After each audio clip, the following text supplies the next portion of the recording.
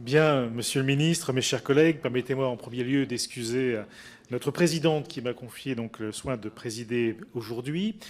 Nous poursuivrons nos travaux sur le projet de loi de finances de 2024 avec la mission Travail et emploi. Les crédits sont à l'ordre du jour de la séance publique le mercredi 15 novembre et nous examinerons donc les amendements en commission le mercredi 8 novembre. Aujourd'hui, nous entendrons Monsieur le ministre Olivier Dussopt qui nous présentera les crédits, puis notre rapporteur Stéphane Viry pour son analyse budgétaire et son rapport thématique dont vous avez été destinataire. Je donnerai ensuite la parole aux différents orateurs de groupe pour 4 minutes, puis ensuite les autres députés pourront poser des questions pour 1 minute chacun. Une minute chacun. Je passe donc, bien tenté Monsieur Darivill, je passe donc immédiatement la parole à Monsieur le ministre. Monsieur le ministre, vous avez la parole. Merci beaucoup, Monsieur le Président, Monsieur le rapporteur, Mesdames et Messieurs les députés. Je suis très heureux de vous présenter les crédits consacrés à la mission Travail et emploi dans le PLF pour 2024, avec finalement un objectif très simple, qui est celui que poursuit le gouvernement en matière de politique du travail et de l'emploi, celui d'atteindre le plein emploi. Nous avons déjà fait un bon bout de chemin depuis ces 6 dernières années, vous le savez. Nous avons eu l'occasion d'évoquer à plusieurs reprises. Le taux de chômage est à un de ses niveaux les plus bas depuis 40 ans. Le taux d'emploi est au niveau le plus haut depuis que l'INSEE le mesure.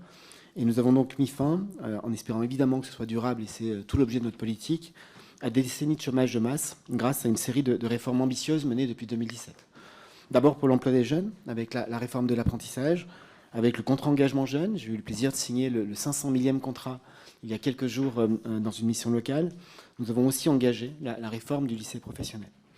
Nous avons souhaité avoir des règles plus incitatives au retour à l'emploi. C'est l'objet des 2 réformes du marché du travail et de l'assurance chômage que nous avons menées en 2019 et en 2022. Et nous voulons continuer d'augmenter la part des seniors en emploi. C'est évidemment l'un des effets et l'un des objectifs de la réforme des retraites, mais aussi des mesures dont nous souhaitons que les partenaires sociaux puissent se saisir dans les semaines et les mois qui viennent, dans le cadre d'un projet d'accord national interprofessionnel, dont nous leur avons annoncé qu'il serait saisi dans les prochains jours du document d'orientation. Plus récemment, nous avons voulu nous donner les moyens d'atteindre le plein emploi en réformant le service public de l'emploi avec France Travail et pour mettre en place un service public plus efficace, plus coordonné et un accompagnement renforcé des plus éloignés de l'emploi. Je crois que nous avons finalement mis un terme à une forme de fatalisme ambiant qui a trop longtemps dominé la question de l'emploi en France au détriment de ceux qui sont restés au chômage le plus longtemps, souvent les mêmes et les plus fragiles d'entre nous, et avec cet objectif désormais atteignable du plein emploi. C'est donc un budget tout entier tourné vers cet objectif que je vous présente, un budget avec des mesures fortes et un budget avec des crédits importants. En 2023, ce sont 20,1 milliards d'euros qui étaient inscrits en autorisation d'engagement et 20,7 en crédit de paiement pour la loi de finances initiale. Et en 2024, nous vous proposons un budget pour lequel la mission progresse, puisqu'elle atteint 22,4 milliards d'euros en crédit de paiement, soit une augmentation de 11%, principalement sous l'effet des dépenses en faveur de l'apprentissage, de France Compétences ou encore des dispositifs d'insertion. Je voudrais d'abord commencer en disant que les crédits pour 2024 sont cohérents avec la situation de l'emploi et donc les dépenses de soutien peuvent s'inscrire en baisse de manière cohérente avec cet état du marché du travail.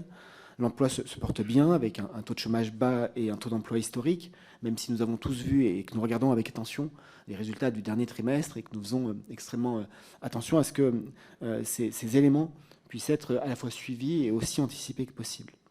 Ce cycle positif sur le marché de l'emploi depuis maintenant plusieurs années se traduit par une réduction du recours aux allocations de solidarité du programme 102. C'était déjà le cas en 2022, puisqu'en fin d'exercice, nous avions constaté une sous-exécution de 415 millions d'euros au titre principalement de l'allocation de solidarité spécifique par rapport à la loi de finances initiale. Et c'est une dynamique qui prévaut pour 2024, puisque l'an prochain, la baisse du chômage permet de réduire les dépenses prévisionnelles pour l'allocation de solidarité spécifique à 1,7 milliard d'euros en 2024, soit une baisse de 120 millions d'euros par rapport à la loi de finances initiale précédente. De même, comme c'est le cas depuis 2022, la dynamique d'activité permet de continuer d'alléger les dépenses prévisionnelles pour l'activité partielle qui se chiffreront en 2024 autour de 200 millions d'euros.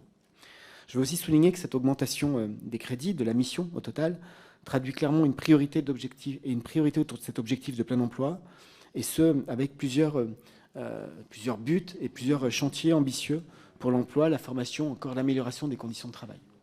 Je commence en disant d'abord qu'en finançant France Travail, nous mettons en place un meilleur service public de l'emploi, avec un meilleur accompagnement pour ceux qui en sont le plus éloignés. Et ainsi, nous poursuivons cet objectif d'accompagner la création, plus exactement, de 700 000 emplois nouveaux comme nous en avons créé 1,7 million au cours du premier quinquennat d'Emmanuel Macron. Avec France Travail, nous proposons d'y parvenir d'une part en rénovant notre service public de l'emploi pour qu'il soit plus efficace et résorber ce problème d'appariement du marché du travail. Nous ne pouvons pas nous satisfaire d'avoir un taux de chômage encore aussi élevé alors que les entreprises connaissent des tensions de recrutement importantes. Et d'autre part, avec un investissement social majeur pour accompagner plus intensément et pour accompagner un meilleur retour à l'emploi. Nous sommes convaincus que c'est un bon choix pour la cohésion sociale, un bon choix aussi pour les finances publiques, puisque au-delà des questions d'emploi et d'insertion, accompagner les personnes les plus éloignées est moins coûteux que le chômage, augmente l'activité et en retour les moyens de l'État. Nous avons donc décidé, comme je l'avais dit lors du débat autour du projet de loi pour le plein emploi, d'augmenter les moyens consacrés à cet accompagnement. Et ainsi, dans le cadre de la loi de finances pour 2024, les effectifs de Pôle emploi seront renforcés de 300 équivalents temps plein pour permettre l'accompagnement renforcé dans le cadre de l'élargissement de l'expérimentation des bénéficiaires du RSA. Nous allons aussi stabiliser la subvention de l'État à l'opérateur. Par ailleurs, nous allons allouer 170 millions d'euros pour financer la contractualisation avec les conseils départementaux, contractualisation avec tous les conseils départementaux pour la transition vers France Travail et poursuite de la contractualisation pour les conseils départementaux inscrits dans l'expérimentation ou ceux qui voudraient la rejoindre.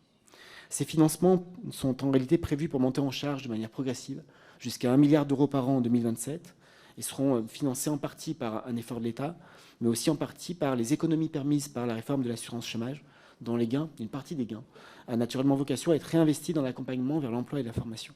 Il faut souligner que la réforme de 2019 pour l'assurance chômage a rétabli les comptes de l'UNEDIC, puisqu'ils sont excédentaires à hauteur de 4,4 milliards d'euros en 2022. Nous espérons le même chiffre en 2023, après 10 ans, de 2009 à 2019, pendant lesquels le déficit était en moyenne d'1,9 milliard d'euros par an.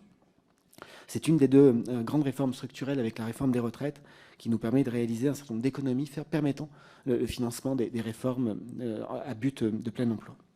Ainsi, grâce à l'augmentation de la contribution de l'UNEDIC et grâce au maintien de la subvention pour charges de service public de 1,250 milliard d'euros, l'opérateur Pôle emploi bénéficiera en 2024 de ressources plus élevées, ce qui lui permettra d'affecter 300 millions d'euros au renforcement de l'accompagnement des demandeurs d'emploi dans le cadre de France Travail, porté par les 300 ETP que j'ai mentionnés. Par ailleurs, nous maintenons un effort très important pour l'insertion par l'activité économique. D'abord, l'insertion en faveur des jeunes, avec un objectif de 300 000 contrats d'engagement jeunes pour l'année 2024 comme en 2023. Nous inscrivons aussi 1,5 milliard d'euros d'autorisation d'engagement et de crédit de paiement pour la trajectoire d'insertion par l'activité économique plus traditionnelle. Cela permettra, à minima, structure par structure, d'avoir un financement pour le même nombre de postes que celui réalisé en 2023, mais aussi de financer un certain nombre de développements et d'augmentations sur l'ensemble du territoire. De la même manière, et c'est le deuxième point que je souhaitais souligner, nous poursuivons notre objectif de développement de l'apprentissage. Nous considérons que cette politique de développement volontariste de l'alternance et de l'apprentissage est efficace pour intégrer et former les jeunes, et que le succès de l'apprentissage est frappant, tant pour les jeunes que leurs familles ou les entreprises y ont recours. Ainsi, en dépit de la crise sanitaire et du contexte macroéconomique qui a suivi avec l'inflation, le nombre d'entrées dans le dispositif pour le secteur privé a connu un doublement entre 2019 et 2022, en passant de près de 360 000 contrats d'apprentissage signés en 2019 à plus de 840 000 en 2022. Donc nous maintenons cet engagement majeur en faveur de l'apprentissage et toujours cet objectif d'atteindre 1 million d'apprentis, 1 million de contrats d'apprentissage par an d'ici à la fin du quinquennat. Nous le faisons en conduisant des mesures de rationalisation du fonctionnement des centres de formation des apprentis, bien sûr, et nous le faisons avec des crédits de paiement qui s'élèvent pour le PLF 2024, pour ce qui concerne les aides à l'embauche d'alternants, à 3,9 milliards d'euros. Et par ailleurs, nous inscrivons une dotation budgétaire de 2,5 milliards d'euros dès la loi de finances initiale pour soutenir France Compétences et l'aider à faire face aux dépenses ainsi engendrées. Je sais que parfois il y a des interrogations sur les paramètres des primes à l'embauche des apprentis, mais je le dis très clairement, le gouvernement n'est pas favorable à une modification des paramètres des primes à l'apprentissage. En 2024, le montant de la prime sera donc le même qu'en 2023 dans le projet de loi présenté par le gouvernement. 6 000 € pour l'embauche d'un apprenti, quelle que soit la taille de l'entreprise et quel que soit le niveau de formation de l'apprentissage. Nous ne souhaitons pas casser la dynamique, ni envoyer un contre-signal qui serait néfaste au développement de l'apprentissage. Ce budget concernant l'apprentissage, nous le pilotons aussi en faisant appliquer des mesures qui garantissent la soutenabilité financière du système, avec une responsabilisation des organismes et un renforcement des exigences de qualité des certifications éligibles au CPF, C'est intervenu dès septembre 2022, avec une révision des niveaux de prise en charge des coûts de contrats d'apprentissage et des coûts de formation. Ces mesures dégagent des économies substantielles qui s'élèvent à 1 milliard d'euros pour les mesures de régulation sur le CPF et à 840 millions d'euros sur la prise en charge le niveau de prise en charge des coûts de formation. Nous travaillons aussi, vous le savez, nous ne l'avons pas mis en œuvre en 2023, considérant qu'il y avait une moindre urgence, mais nous travaillons à une forme de participation de certains des bénéficiaires du CPF. La loi de finances pour 2023 a prévu le vecteur juridique et nous y travaillerons au début de l'année 2024 pour un certain nombre de formations. Par ailleurs, pour ce qui concerne la formation, et notamment la formation continue, nous allons continuer d'investir massivement dans celle-ci. Le succès du plan d'investissement dans les compétences entre 2018 et 2023 nous permet de le reconduire, avec la certitude que le retour à l'emploi, d'une part, et la réponse aux besoins des entreprises, d'autre part, passe par la formation.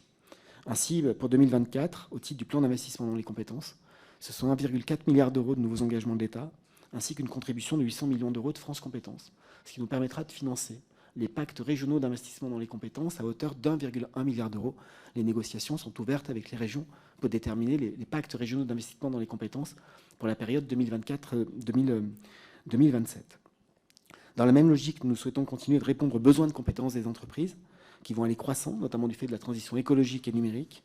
Et si nous avons déjà réorienté le FNE Formation, il est réorienté puisqu'il n'est plus réservé aux entreprises en difficulté, en activité partielle ou en mutation, mais qu'il peut désormais bénéficier à des formations liées aux transitions écologiques, alimentaires et numériques. Nous avons inscrit 273 millions d'euros sur ce dispositif au titre du PLF 2024. Enfin, nous continuons nos efforts pour un emploi de meilleure qualité. Évidemment, les sommes ne sont pas les mêmes. Nous travaillons sur des questions de communication, de fonctionnement de certaines agences et opérateurs. C'est le cas notamment en matière de prévention des accidents du travail graves et mortels. Nous prévoyons aussi, à la suite de nos négociations avec les partenaires sociaux, d'augmenter de 2,17 millions la contribution annuelle de l'État au Fonds paritaire national qui finance les organisations syndicales et patronales pour le renforcement et le développement du dialogue social avec des élections professionnelles qui arrivent et qui nécessitent cette mobilisation. Enfin, nous souhaitons en 2024 augmenter la subvention de l'État à l'Agence nationale pour l'amélioration des conditions de travail, l'ANACT, en la revalorisant de 1,5 million d'euros pour passer de 9,7 à 11,2 millions d'euros pour accompagner la réorganisation de l'établissement et l'intégration des associations régionales, mais aussi faciliter le déploiement de ces politiques de prévention. Si vous me le permettez, Monsieur le Président, je termine par l'évolution des moyens affectés au ministère pour la mise en œuvre de ces politiques. Au total, les crédits du programme 155, qui est le programme support du ministère du Travail, vont augmenter de 18 millions d'euros en 2024. Et s'agissant des moyens humains, je souligne devant votre commission que le PLF pour 2024 prévoit la stabilité des effectifs des services du ministère du Travail. C'est la deuxième année sur les 14 dernières, mais c'est la deuxième année que nous avons une stabilité des effectifs et la loi de programmation pluriannuelle des finances publiques prévoit une stabilité des effectifs jusqu'à la fin du quinquennat. Ainsi, nous aurons un plafond d'emploi en 2024 fixé à 7 799 équivalents temps plein et le schéma d'emploi est très légèrement positif de quelques dizaines d'unités sur les 2 dernières années. Nous avons ainsi obtenu le maintien des 105 emplois autorisés en 2023 pour le recrutement des délégués à l'accompagnement des reconversions professionnelles au sein des directions régionales et départementales. Nous allons pouvoir aussi créer une trentaine de postes dans les directions régionales pour accompagner le déploiement du réseau France Travail et ainsi témoigner d'un soutien renforcé à nos services déconcentrés. Je précise aussi que 2024 sera marqué par la fin des transferts d'effectifs opérés dans le cadre de la réforme de l'organisation territoriale de l'État, ce qui correspond à 120 ETP qui sont ainsi conservés. Et pour la première année, indépendamment des mouvements internes au ministère du Travail, il n'y aura pas de restitution des effectifs par les services déconcentrés, ce qui est aussi, je crois, une bonne nouvelle en termes de stabilité. Le budget de masse salariale prévu pour 2024 s'élève à 597,6 millions d'euros, soit une augmentation de 15 millions d'euros, ce qui permet de financer les mesures de pouvoir d'achat décidées pour l'ensemble des agents publics en juillet 2023. Je pense à la revalorisation générale du point d'indice de 1,5, à l'attribution de 9 points d'indice supplémentaires pour les bas salaires, de 5 points d'indice à tous les agents à compter du 1er janvier 2024, au remboursement de 75% du forfait de transport collectif à compter de septembre 2023, contre 50% auparavant, ou encore à la majoration de 10% de l'indemnisation des jours de CET à compter du 1er janvier 2024. Ensuite, j'ajoute une enveloppe de 4 millions d'euros pour des mesures indemnitaires en faveur de l'attractivité des ministères et notamment du service de l'inspection du travail. Et je me réjouis que les premiers éléments de cette politique de renforcement de l'attractivité du corps d'inspection porte ses fruits, puisque le nombre d'inscrits admis à concourir au concours de l'inspection du travail en 2023 augmente de 24% par rapport à 2022, avec plus 359 inscrits admis à concourir, que nous avons 280 élèves admissibles pour 200 places, contre 120 élèves dans la promotion précédente, et que par ailleurs, comme en 2023, nous avons ouvert 200 places au concours, 100 places par des recrutements en détachement, et pour la première fois depuis 5 ans maintenant, les effectifs de l'inspection du travail ont, au mois d'août 2023, connu une évolution à la hausse par rapport au trimestre précédent, ce qui rompt avec plusieurs années de diminution systématique et consécutive du nombre d'inspecteurs affectés à ces contrôles d'inspection. Voilà, Monsieur le Président, ce que je peux dire pour présenter les crédits de la mission Emploi et Travail. Merci, Monsieur le ministre, pour ces précisions. Je donne la parole à Monsieur Stéphane Viry, rapporteur thématique. Merci, Monsieur le Président, Monsieur le Ministre, mes chers collègues. Donc, la discussion de la mission Travail et Emploi du projet de loi de finances pour 2024 intervient dans un contexte économique favorable pour l'emploi à plusieurs égards. D'une part, notre pays connaît l'un des plus bas taux de chômage depuis 40 ans. D'autre part, des politiques publiques ambitieuses pour parvenir au plein emploi sont mises en œuvre depuis plusieurs années. La dernière en date étant la création du nouvel opérateur France Travail, dont le déploiement progressif à partir de 2024 est financé par les crédits de la présente mission budgétaire. Je voudrais commencer mon propos en faisant quelques remarques sur les crédits affectés à la mission Travail-Emploi, dont la hausse de 2,6 milliards d'euros en autorisations d'engagement et de 1,7 milliard d'euros en crédit de paiement, elle est significative. Mais avant toute chose, je voudrais vous faire part, Monsieur le Ministre, de ma préoccupation au regard du retard avec lequel les réponses du gouvernement aux questions que j'ai posées au début de l'été me sont parvenues. En effet, le 10 octobre, date à laquelle les réponses doivent être transmises aux rapporteurs spéciaux et pour avis, en application de la LOF, nous n'avions reçu qu'un tiers seulement des réponses aux questions posées. 3 mois pour attendre des éléments permettant à un parlementaire de faire son travail dans le cadre du travail de la confrontation institutionnelle entre l'exécutif et le législatif. Je déplore la façon de procéder de l'administration dans le cadre de ces débats budgétaires. Il va sans dire, évidemment, que l'absence de réponse à ces questions est un droit du rapporteur dans l'exercice de ses prérogatives, auxquelles je suis très attaché. Passé cette observation très personnelle, mais très importante à mes yeux, j'en viens au crédit, et notamment au programme 102, Accès et retour à l'emploi, qui a pour objectif de favoriser l'accès et le retour à l'emploi des demandeurs d'emploi, dont le niveau est en diminution du fait de l'amélioration de la situation du marché du travail. Néanmoins, la sous-action consacrée au financement du service public de l'emploi voit ses crédits substantiellement croître, plus 170% en autorisation d'engagement, plus 300% en crédit de paiement, afin de consacrer 170 millions d'euros supplémentaires à la transition de Pôle emploi vers l'opérateur France Travail et à la poursuite des expérimentations relatives à l'accompagnement renforcé des bénéficiaires du RSA. Ce sont également 300 ETPT additionnels qui seront déployés en 2024 pour faire face à la montée en puissance des missions du nouvel opérateur. Je salue naturellement et bien entendu ces moyens supplémentaires indispensables à la réussite d'un service public de l'emploi plus efficace et résolument tourné vers les plus éloignés de l'emploi. Dans la continuité des années précédentes, le gouvernement fait le choix, au sein du programme 102, de diminuer le nombre d'entrées en contrat aidé, réduit à 66 700 parcours emploi compétences, les PEC, et 15 000 contrats d'initiative emploi, les CIE, en 2024, soit 80 700 contrats aidés, un objectif, je le signale, fort éloigné des 459 000 contrats aidés encore observés en 2016. J'en viens, Monsieur le Ministre, à ma première question. J'aurais aimé connaître votre avis sur l'intérêt des contrats aidés pour parvenir au plein emploi. Pensez-vous notamment que cette baisse constatée, année après année, est amenée à se poursuivre tout au long de ce quinquennat? J'en viens au programme 103 avec une hausse des crédits qui est très largement portée par la dynamique des aides aux employeurs d'apprentis qui augmente de 1,8 milliard d'euros en autorisation d'engagement et 300 000 millions en crédit de paiement. Dans la mesure où nous partageons votre objectif d'atteindre 1 million d'apprentis par an d'ici 2027, nous approuvons bien entendu le financement de cette montée en puissance. J'en viens au crédit des programmes 111 et 155. S'agissant des crédits du programme 111, amélioration de la qualité de l'emploi et des relations de travail, je comprends que leur hausse est essentiellement liée à l'organisation du scrutin TPE en fin d'année 2024 et au renouvellement des mesures de représentativité patronale et syndicale au 1er janvier 2025. Elle me semble en ce sens tout à fait normale et légitime. Concernant les crédits du programme 155, conception, gestion et évaluation des politiques de l'emploi et du travail, qui appuie et soutient les politiques publiques du ministère du Travail, du plein emploi et de l'insertion, je constate que la hausse est due d'une part à l'augmentation des dépenses de personnel, qui représentent 85% des crédits, et d'autre part aux moyens supplémentaires dédiés à la communication et au système d'information. Cette hausse n'appelant pas de commentaires particuliers, voilà les quelques remarques que je souhaitais faire sur l'évolution des crédits. À travers cet avis budgétaire, j'ai souhaité aborder un premier sujet qui est celui de la privation d'emploi au travers de l'expérimentation Territoire zéro chômeur longue durée. En préambule, je souhaite rappeler que ce projet n'est pas resté cantonné à notre pays.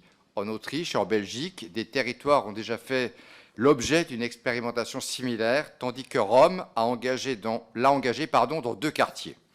Alors que notre exemple inspire, vous le voyez mes chers collègues, il apparaîtrait pour le moins paradoxal de réduire le soutien de l'État à un programme qui a déjà prouvé son efficacité.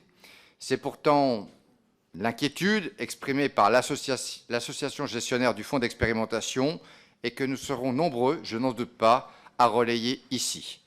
Adoptée à 2 reprises à l'unanimité des membres du Parlement, l'expérimentation, dont le cadre actuel est issu de la loi du 14 décembre 2020, permet à des personnes durablement éloignées de l'emploi de retrouver un travail stable dans une entreprise utile à son territoire, tout en générant des économies pour la collectivité.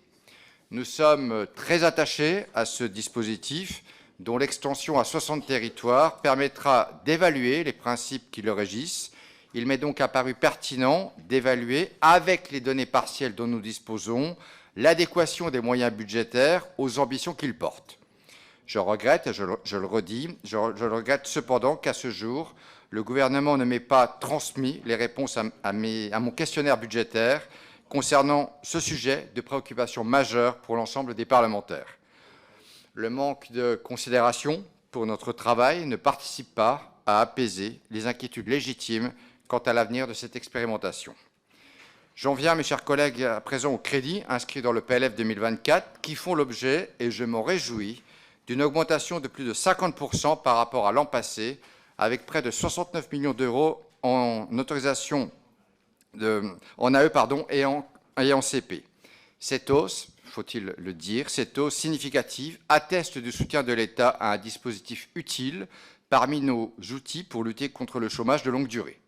Elle doit cependant être mise en regard de la dynamique de l'expérimentation qui se poursuivra tout au long de l'année 2024 avec la création de 1091 ETP supplémentaires selon les données fournies par le gouvernement.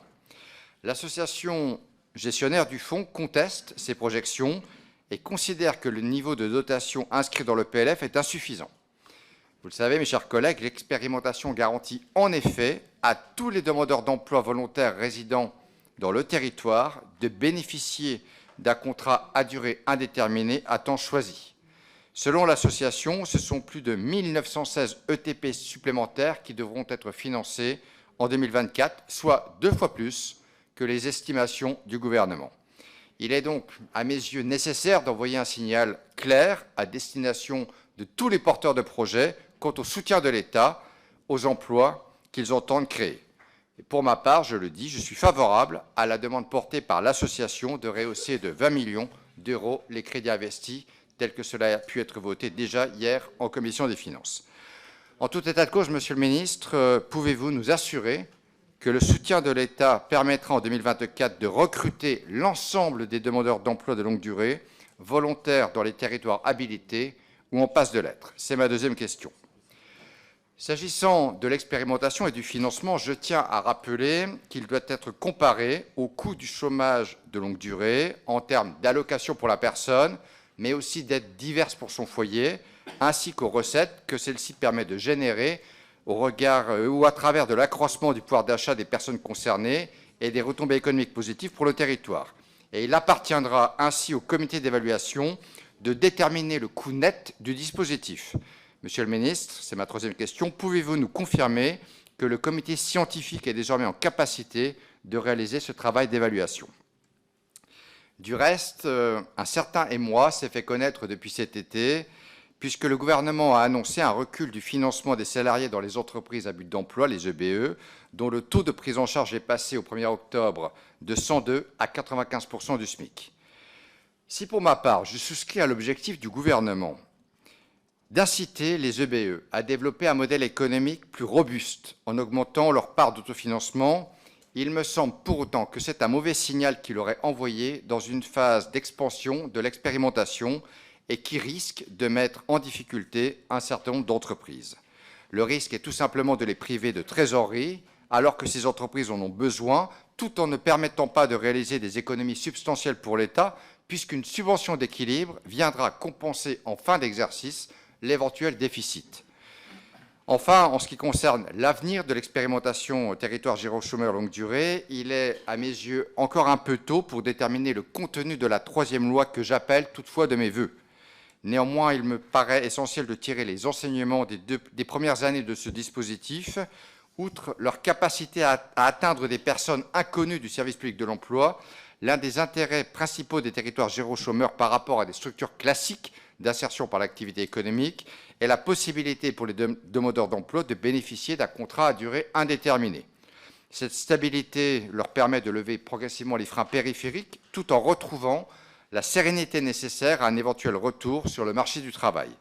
Il me semble donc nécessaire de s'intéresser à l'avenir de ces salariés au sein ou à l'extérieur des EBE en les accompagnant de leurs projets professionnels tout au long de leur parcours. Mes chers collègues, le second sujet que j'ai souhaité aborder dans cet avis budgétaire, c'est celui de l'insertion professionnelle et sociale par le sport, à laquelle je crois fermement depuis longtemps. Mais comme beaucoup, j'observe que pour tirer pleinement des opportunités qu'offre le sport dans le domaine de l'emploi, il y a lieu de faire évoluer l'intervention de l'État afin qu'elle devienne plus claire et plus efficace.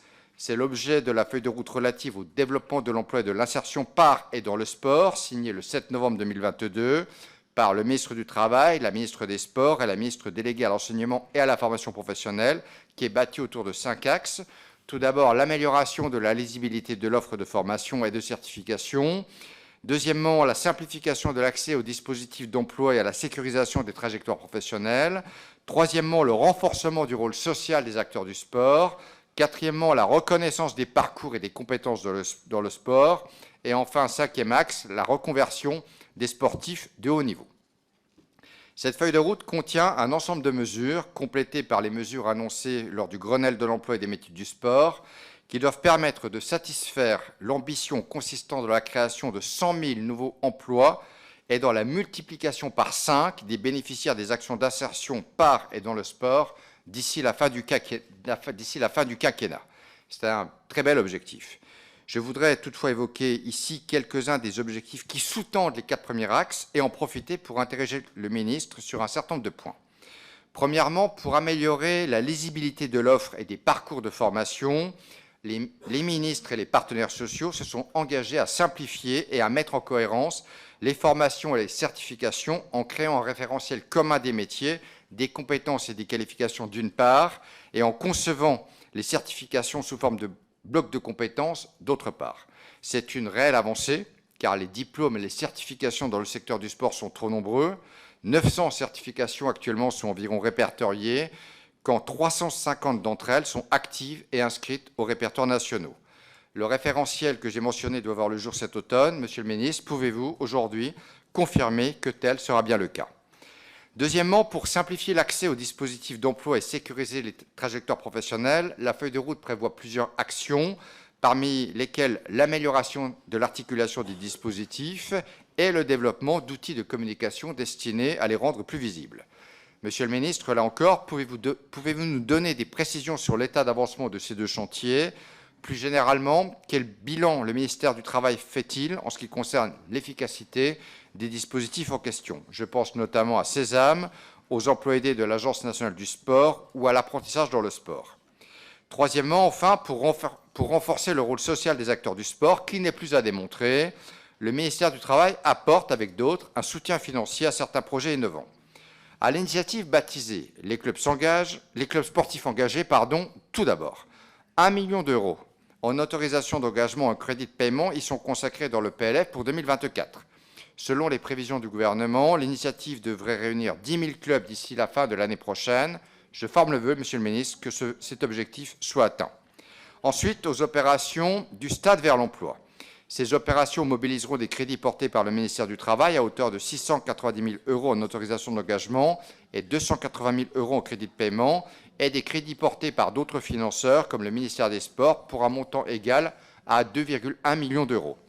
Du Stade vers l'emploi, mes chers collègues, est une méthode de recrutement novatrice basée sur l'organisation par les fédérations sportives, en association étroite avec Pôle emploi, d'événements de mise en relation de demandeurs d'emploi et d'employeurs par le sport. Les premiers résultats sont encourageants. Néanmoins, les critères d'évaluation à ce stade sont encore trop parcellaires. Et je souhaiterais, Monsieur le ministre, savoir si le gouvernement envisage de procéder à une évaluation du dispositif, ce qui me paraît indispensable compte tenu du montant des crédits qui lui sont dévolus. Quatrièmement, pour favoriser la reconnaissance des compétences dans le sport, le gouvernement souhaite que le nombre de bénéficiaires d'actions de validation des acquis de l'expérience VAE soit porté à 2400 en 2024. J'ai, pour ma part, la conviction que la VAE peut jouer un rôle décisif dans la consolidation des parcours professionnels, en particulier des personnes les moins diplômées. Je partage donc, là encore, Monsieur le ministre, l'ambition du gouvernement dans ce domaine. Et enfin, mes chers collègues, Monsieur le ministre, je terminerai par un constat. Aujourd'hui, la multiplicité des acteurs institutionnels qui promeuvent, qui accompagnent, qui financent des dispositifs d'insertion par le sport rend difficile l'appréhension et le suivi de l'action publique en la matière. Je m'interroge sur les solutions susceptibles d'être mises en œuvre pour remédier à cette difficulté. Quoi qu'il en soit, l'une des traductions de cet état de fait, c'est qu'il est malaisé de disposer d'une vision exhaustive de l'effort budgétaire consenti par l'État. Pouvez-vous nous indiquer, Monsieur le ministre, le montant total des crédits portés par le ministère du Travail pour financer l'ensemble des actions d'insertion par et dans le sport? Voilà les quelques observations que je voulais faire en tant que rapporteur pour avis sur les crédits de la mission Travail et emploi pour 2024. Je voudrais très sincèrement et naturellement remercier les administrateurs qui m'ont accompagné pour préparer cet avis de grande qualité, avec beaucoup de précision et avec une disponibilité très constante. Je vous remercie, mes chers collègues. Merci, monsieur le rapporteur. Nous allons passer maintenant aux différents orateurs de groupe. Et donc, je donne la parole à monsieur Didier Lega pour le groupe Renaissance, pour 4 minutes. Oui, merci, monsieur le président, monsieur le ministre, monsieur le rapporteur, chers collègues.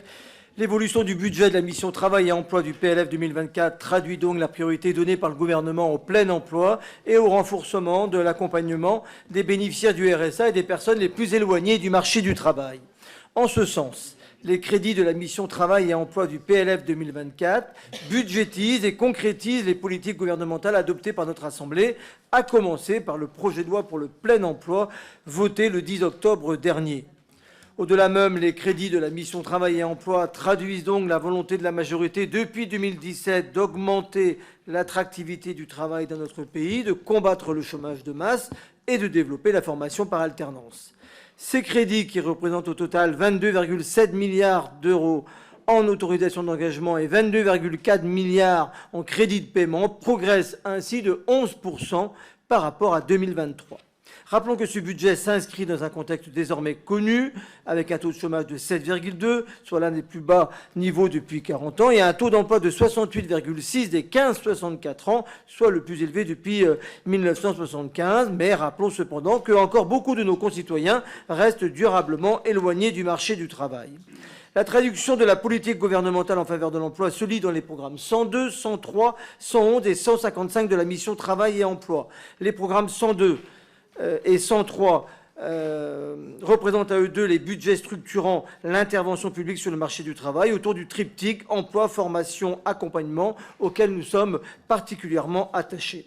C'est pourquoi la mission Travail et emploi du PLF 2024 verra-t-elle le renforcement des effectifs de France Travail, Pôle emploi, avec 300 équivalents temps plein créés en 2024 pour mieux accompagner les bénéficiaires du RSA, ainsi que, ça a été rappelé par monsieur le ministre, l'allocation de 170 millions d'euros de crédit au renforcement de la contractualisation avec les conseils départementaux dans le cadre de la mise en œuvre de France Travail. Pour répondre à l'ambition d'une société de plein emploi, je ne peux donc que me réjouir du maintien en 2024 par le gouvernement des efforts en direction des populations et des territoires les plus fragiles. Ainsi, en 2024, sera poursuivie la politique en faveur de l'insertion des personnes les plus éloignées de l'emploi, avec 1,5 milliard pour l'IAE, l'insertion par l'activité économique, en faveur des jeunes avec un objectif de 300 000 contrats d'emploi jeunes, ou encore en faveur des personnes en situation de handicap, avec des mesures cohérentes avec celles annoncées lors de la conférence nationale du handicap du 26 avril 2023. Sur ce sujet, et comme en réponse aux inquiétudes de monsieur le rapporteur, je rappelle que l'État, pour 2024, abondera à hauteur de 69 millions d'euros l'expérimentation territoire zéro chômeur, soit une augmentation de plus de 24 millions. La formation des demandeurs d'emploi via un nouveau plan d'investissement pour les compétences contractualisées avec les régions, elle est budgétée à hauteur de 3,9 milliards d'euros, avec un ciblage prioritaire des formations vers les demandeurs d'emploi sans bac ou sans diplôme de niveau bac+2, les bénéficiaires du RSA et les travailleurs en situation de handicap, ainsi que les seniors. Afin de poursuivre le développement de l'alternance et atteindre l'objectif d'1 million d'apprentis en 2027, le programme 103 maintient l'aide à l'embauche d'alternants portée à 3,9 milliards d'euros. Enfin, concernant le programme 111, amélioration de la qualité de l'emploi et des relations du travail, on ne peut que se satisfaire de la hausse de près de 14% des autorisations d'engagement en faveur de la santé et de la sécurité au travail. Ainsi, en 2020, concernant la prévention des risques professionnels et l'amélioration des conditions de travail, il faut rappeler qu'au 1er janvier 2023, l'ANACT a intégré les 16 associations régionales et leurs 180 équivalents temps plein pour renforcer la prévention en santé au travail. Aussi, pourriez-vous, monsieur le ministre, nous détailler un peu plus les missions et les moyens de l'ANACT qui a vocation à jouer un rôle majeur dans la mise en place du plan santé au travail. Et bien évidemment, pour conclure, je rappellerai que notre groupe votera bien évidemment les crédits de cette mission. Merci. Merci, chers collègues. Pour le Rassemblement national, monsieur Christophe Benz. Merci, Monsieur le Président. Monsieur le Ministre, comme à chaque nouveau texte portant sur l'emploi, nous sommes toujours plein d'espoir qui laisse rapidement place à la désillusion. Comme d'habitude, rien sur les salaires, question pourtant centrale pour les Français qui subissent chaque mois une perte progressive de leur pouvoir d'achat. Rien non plus sur le maintien et l'accès à l'emploi pour les seniors, alors même que vous leur demandez de travailler plus et plus longtemps. Vous auriez pourtant pu allouer à cet effet une partie des fonds destinés à France Travail. La création de France Travail, c'est vous qui l'avez confirmé, c'est 1,25 milliard, dont 470 millions d'euros pour aller fliquer, si vous me permettez l'expression, les bénéficiaires du RSA. Autant d'argent qui aurait pu être utilisé ailleurs. Autant d'argent qui aurait pu être alloué au bien-être et aux conditions de travail, par exemple. Mais non, rien alors que près d'un salarié sur deux a pris un arrêt de travail en 2022, contre 1 sur 3 en 2019. Rien alors que la France est le 4e pays de l'UE où il y a le plus d'accidents du travail mortels. Rien alors que 34% des salariés disent subir une triple contrainte physique et que 35% d'entre eux affirment souffrir de contraintes de rythme dans leur travail. Vous vous contentez de vous concentrer sur les fautes individuelles en revalorisant le montant d'indemnité journalière, mais rien sur le sens général du travail et l'amélioration des conditions d'exercice des travailleurs. Après l'échec de votre article sur les accidents du travail et maladies professionnelles dans le PLFSS, il est déplorable de voir que rien n'est prévu dans ce PLF. L'objectif du plein emploi que votre gouvernement cherche à atteindre se fait aujourd'hui au détriment des conditions de travail et du bien-être des travailleurs, ce qui n'est pas acceptable sur le plan social et humain. Alors, Monsieur le Ministre, ma question est simple. Quand allez-vous enfin écouter les Français qui travaillent et cesser de considérer la question du travail et de l'emploi uniquement sous le prisme financier? Je vous remercie. Merci. Pour la France insoumise, monsieur Adrien Clouet. Merci, Monsieur le Président, Monsieur le Ministre. Alors, on discute aujourd'hui du marché du travail, c'est-à-dire le lieu essentiel où se joue la dignité humaine, puisque c'est là qu'on peut accéder à un emploi et donc à une contrepartie monétaire, laquelle permet de subvenir à ses besoins et à ceux de ses proches. Dès lors, discuter du budget consacré aux politiques d'emploi, c'est discuter de l'accès des individus à leur dignité individuelle et collective. Mais malheureusement, tenir cette discussion le jour d'Halloween semble un heureux hasard, vu le contexte dans lequel elle se déroule. D'abord, votre réforme France Travail va conduire à l'inscription de millions de personnes en plus auprès du service public d'emploi. Ces inscrits nouveaux s'ajoutent à des populations d'ores et déjà prises en charge qui augmentent, puisque nous avons 20 000 inscrites et inscrits en plus à Pôle emploi ce mois-ci. pour les chanceuses et chanceux qui ne seraient pas pris en charge par le service public d'emploi. Pas de bol, les salaires ont baissé de 1,8% en un an. Dit autrement, celles et ceux qui nous écoutent et font 35 heures par semaine doivent bien comprendre que leur rémunération en moyenne a conduit à ce qu'ils travaillent une demi-heure gratuite par semaine par rapport au prix auquel était rémunérée leur force de travail au début de l'année. Drôle de manière d'inciter au travail, comme disait le collègue à l'instant.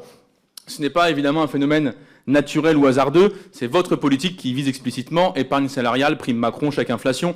Vous avez décidé que la rémunération du travail prendrait toutes les formes possibles, sauf celle du salaire, car celui-ci a pour défaut à vos yeux de financer la sécurité sociale. Dès lors, vous avez opté pour le 49.3 mensuel sur les fiches de paye.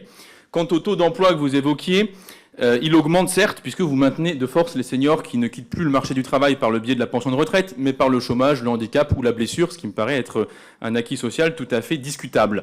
Puisque les gens sont mis dans des emplois de mauvaise qualité en raison de votre politique, la productivité même du travail recule. C'est-à-dire que dans notre pays, on produit de moins en moins par heure de travail. Phénomène totalement inédit dans l'histoire, à part des situations de guerre. Puisque depuis 2019, la productivité du travail a reculé de 4%. Alors, nous avons ici un programme accès et retour à l'emploi qui peut-être pourrait se saisir de ces problématiques. Malheureusement, ce n'est pas le cas. Le budget apparent évolue de moins 0,15%, mais c'est évidemment une entourloupe, puisqu'avec l'inflation, c'est moins 6 en termes réels.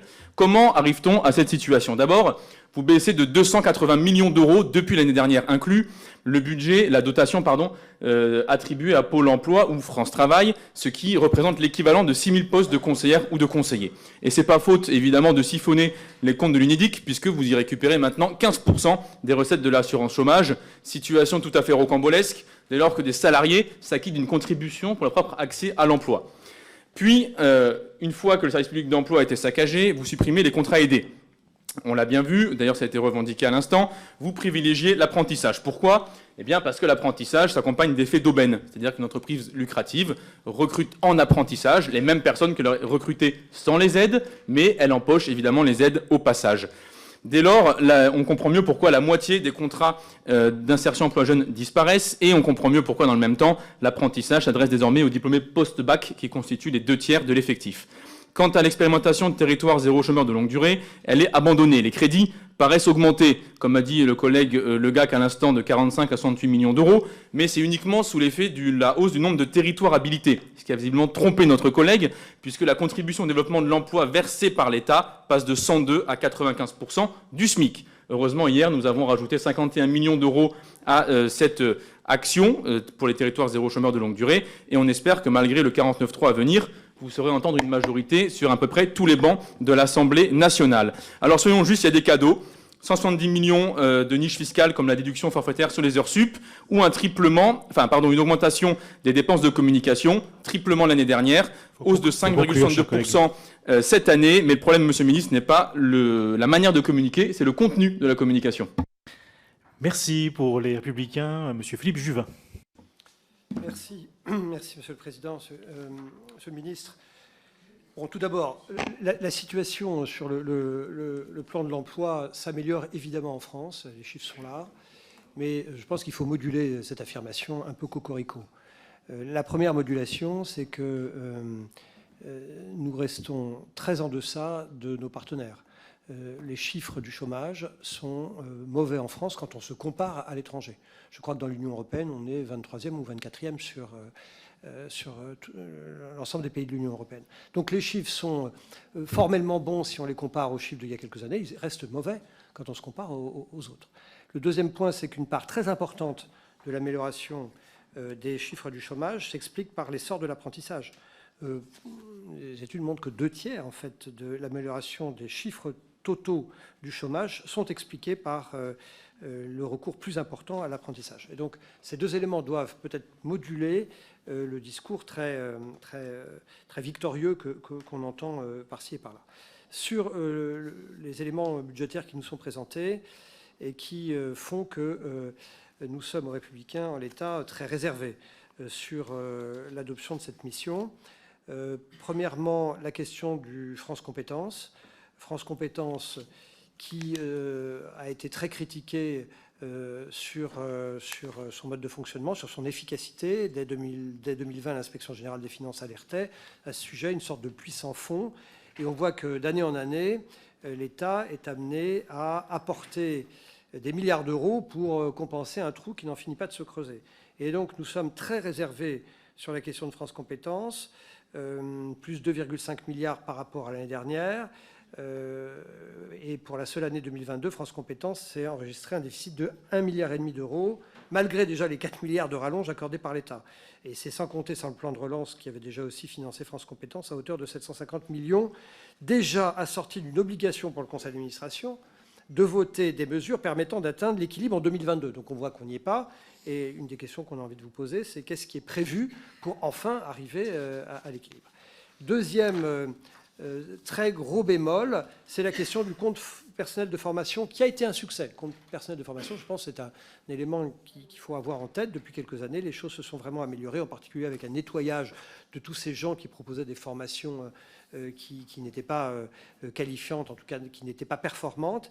Et ça marche plutôt bien. Or, on entend dire que désormais sont évoquées des pistes de mise en place d'un ticket modérateur de l'ordre de 30% pour l'utilisation du compte personnel de formation. Et si je comprends bien, on demanderait à des Français ou des Françaises qui veulent bénéficier de leur compte personnel de formation, qui veulent être formés, de contribuer à 30% de la dépense liée à cette formation. Quand on sait qu'une formation moyenne, c'est 2 000 €, eh bien, on imagine qu'on va demander à des gens qui ont par définition des revenus qui sont très faibles, des sommes considérables de l'ordre de 800 €. Et nous voudrions qu'il y ait des engagements à ce sujet.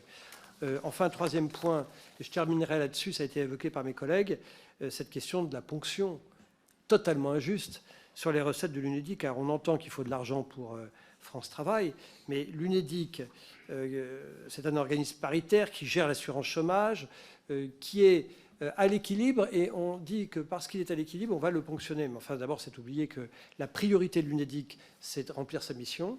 Et la deuxième priorité de l'UNEDIC, c'est que l'UNEDIC a un endettement qui est très important. Et donc, les excédents de l'UNEDIC que l'on note chaque année doivent d'abord servir à apurer l'endettement de l'UNEDIC. Voilà, Monsieur le Ministre, pourquoi les Républicains ne soutiendront pas l'adoption de cette mission. Merci. Pour le groupe MoDem, démocrate et indépendant, Monsieur Laurent Leclerc. Oui, merci Monsieur le Président, Monsieur le Ministre, Monsieur le rapporteur. Pour ma première prise de parole à l'Assemblée nationale comme député d'Eure-et-Loir, je suis heureux de vous interroger sur l'effort de l'État en faveur du plein emploi. Je sais cet enjeu également cher à Philippe Vigier, nommé ministre des Outre-mer, dont j'ai l'honneur de poursuivre le mandat parlementaire. Je tâcherai d'inscrire mes pas dans les siens, en particulier au sein de cette commission, dont j'ai pu mesurer la qualité, mais également l'intensité des débats en cours des dernières semaines. J'en profite pour vous remercier, mes chers collègues, de votre excellent accueil. Monsieur le ministre, en complément de la hausse des crédits budgétaires de la mission Travail et Emploi que vous nous avez présentée, ma question portera sur l'apprentissage. Comme le démontre la très forte insertion professionnelle des jeunes passés par l'apprentissage, il s'agit d'une voie privilégiée vers l'emploi. 70% d'entre eux étaient en effet en emploi dans les 6 mois suivant leur diplôme. Aujourd'hui, plus de 5 ans après la promulgation de la loi pour la liberté de choisir son avenir professionnel, nous constatons d'excellents résultats en la matière, avec 837 000 apprentis par an en 2022. Pour mémoire, je vous rappelle que nous étions bloqués à moins de 300 000 jusqu'à 2017 et que nous regardions avec envie les importantes cohortes d'apprentis de nos voisins allemands. La simplification et l'augmentation des aides a indéniablement contribué à ces bons chiffres, démontrant l'importance d'une action politique volontaire pour aider les jeunes à s'insérer sur le marché du travail. Le groupe démocrate se félicite donc des près de 4 milliards d'euros de la mission Travail et Emploi consacrée à l'embauche des apprentis pour 2024. À présent, Monsieur le ministre, quelles sont les prochaines étapes pour parvenir à l'objectif d'1 million de nouveaux apprentis par an? Comment se concentrer sur les jeunes pour lesquels l'apprentissage représente la plus forte valeur ajoutée? Je pense notamment aux diplômés d'un bac technologique ou encore aux 10 000 jeunes en situation de handicap. Par ailleurs, dans le cadre du projet de loi de financement de la sécurité sociale pour 2024, notre groupe a porté un amendement relatif au recouvrement des contributions additionnelles à la formation professionnelle. Cet amendement prévoyait de maintenir, pour les branches professionnelles qui le souhaitent, la possibilité de confier aux URSSAF son recouvrement. Tant pour des raisons de simplicité que d'efficacité ou encore de savoir-faire, le réseau des URSSAF nous apparaît comme le meilleur outil de recouvrement possible, notamment auprès des petites entreprises. Par conséquent, pouvez-vous nous présenter, Monsieur le Ministre, votre position sur le sujet et pourrions-nous maintenir la possibilité pour les URSSAF de collecter les contributions conventionnelles supplémentaires, notamment auprès des branches professionnelles volontaires? Je vous en remercie. Merci. Pour le groupe socialiste et apparenté, Monsieur Arthur Delaporte. Pardon. Merci, Monsieur le Président. C'est forcément singulier d'auditionner un ministre, merci Monsieur le Ministre d'être présent néanmoins, sur des crédits dont nous débattrons peut-être la semaine prochaine, alors que nous savons pertinemment qu'ils seront décidés au 57 rue de Varennes, sans que les représentants élus n'aient leur mot à dire sur les politiques publiques de l'emploi. Alors, en l'attente d'un énième 49.3, on fait semblant. On se mobilise, comme si ce gouvernement ou comme si la majorité allait enfin co-construire le budget de la France avec les oppositions. Finalement, on a un peu l'impression d'être dans un mauvais vaudeville, une mauvaise comédie, un mauvais sketch. Bref, chaque groupe politique donne son avis sur un budget certes en hausse, mais qui traduit surtout une idéologie, nous dirons, néolibérale, vous le contesterez, le recul de l'accompagnement des plus précaires, le renforcement massif des aides aux employeurs d'apprentis. On pourrait vous rétorquer qu'il y a l'art et la manière. L'art d'enchaîner les 49.3 à rebours de vos promesses de légiférer autrement, en prenant en compte le résultat des urnes. Ça, vous maîtrisez plutôt bien. En revanche, la manière, c'est peut-être peu mieux faire, parce qu'on n'y est pas encore. Refuser le débat en séance publique en activant vos 49.3, en faisant comme si ce geste était devenu anodin, alors même que nous traversons une grave crise démocratique. Refuser d'attendre la fin des débats, comme si le Parlement ne méritait même pas de débattre, de proposer, de construire. Vous savez que les amendements que nous pourrons adopter ici en commission, comme on a pu le faire en commission des affaires des finances hier soir, n'auront pas d'incidence sur le texte final. Alors, oui, le vote ne compte pas tant que ça, finalement. D'autres, dans notre temps, cumulaient pourtant deux conditions préalables. C'était la manière. Je pense notamment à Michel Rocard, monsieur le ministre, que vous avez connu, qui faisait un 49.3 après le débat et qui retenait l'ensemble des amendements qui avaient été adoptés. Alors inspirez-vous, même si vous faites des 49.3, à minima, de Michel Rocard. Je vais néanmoins tenter de prendre un mauvais second rôle dans cette comédie-tragédie. Ce budget en hausse n'est qu'une fois de plus un trompe-l'œil. Un trompe-l'œil qui s'inscrit dans un contexte exceptionnel. Réforme de l'assurance chômage, des retraites, du RSA. Votre budget ne pouvait qu'être insincère. Alors, monsieur le ministre, comment allez-vous faire tourner votre machine? France Travail avec seulement 70 millions supplémentaires. Selon nos calculs, il faudrait 10 milliards pour assouvir votre accord des droites, à savoir les 15 heures d'activité. Monsieur le ministre, pensez-vous aux agents de Pôle emploi qui ne pourront pas suivre ce rythme infernal que vous leur imposez? Vos recrutements sont évidemment insuffisants. Puis-je, pour vous inciter peut-être à m'écouter et me répondre, vous demander ce que vous allez faire, combien de recrutements à l'agence Danone ou à celle de Tournon? Et puis ce budget, c'est encore une fois, monsieur le ministre, j'espère que vous m'écouterez, mais encore une fois l'absence totale de prise en compte des inégalités femmes-hommes, de prise en compte du genre dans le budget, de l'amélioration des conditions de travail et de rémunération des femmes, plutôt qu'abreuver les entreprises, et incitons-les à être plus justes. Enfin, et je vais utiliser la dernière minute qui me reste, monsieur le ministre, pour tenter de vous interroger un peu plus sincèrement que tout à l'heure en hémicycle, sur territoire zéro chômeur longue durée. J'espère que vous serez sensible au vote qui a été celui de la commission des finances hier, et qui sera, je l'espère, celui de notre commission lorsque nous l'examinerons, qui a donné plus de budget à territoire zéro chômeur longue durée. Tout à l'heure, vous avez émis deux contre-vérités. La première, c'est que vous dites qu'il n'y a pas de visibilité sur les trajectoires d'embauche. Partagées. Pourtant, elles sont validées par vos services. Quand il y a un nouveau territoire expérimentateur, il y a une trajectoire d'embauche et vous l'avez donc connue. La deuxième contre-vérité, monsieur le ministre, c'est que vous dites que territoire zéro chômeur, et j'espère que vous m'écoutez et que vous me répondrez, a toujours sous-consommé son budget. Ce n'est pas vrai. Quand il y a eu des conventions d'objectifs et de moyens, vous avez fixé un budget, il a toujours été rempli, sauf lors du Covid. Donc il n'y a jamais eu de consommation, de sous-consommation, c'est une contre-vérité de le dire. Pour le groupe Horizon et Apparentés, la parole est à Monsieur François Gernigon. Merci, Monsieur le Président. Monsieur le Ministre, mes chers collègues, nous nous apprêtons à discuter et voter les crédits alloués à la mission Travail et Emploi pour l'exercice 2024, dont le montant s'élève à 22,8 milliards d'euros en autorisation d'engagement et 22,5 milliards d'euros en crédit de paiement, reflétant une augmentation notable de plus de 12% et 8% respectivement par rapport à 2023. Cette hausse symbolise l'engagement résolu du gouvernement en faveur de l'employabilité, notamment des publics les plus éloignés de l'emploi, tels que les jeunes, les demandeurs d'emploi et les personnes en situation de handicap. Nous accueillons avec enthousiasme l'effort continu à travers des initiatives telles que le contrat d'engagement jeune et l'insertion par l'activité économique, ainsi que la mise en œuvre du projet de loi pour le plein emploi.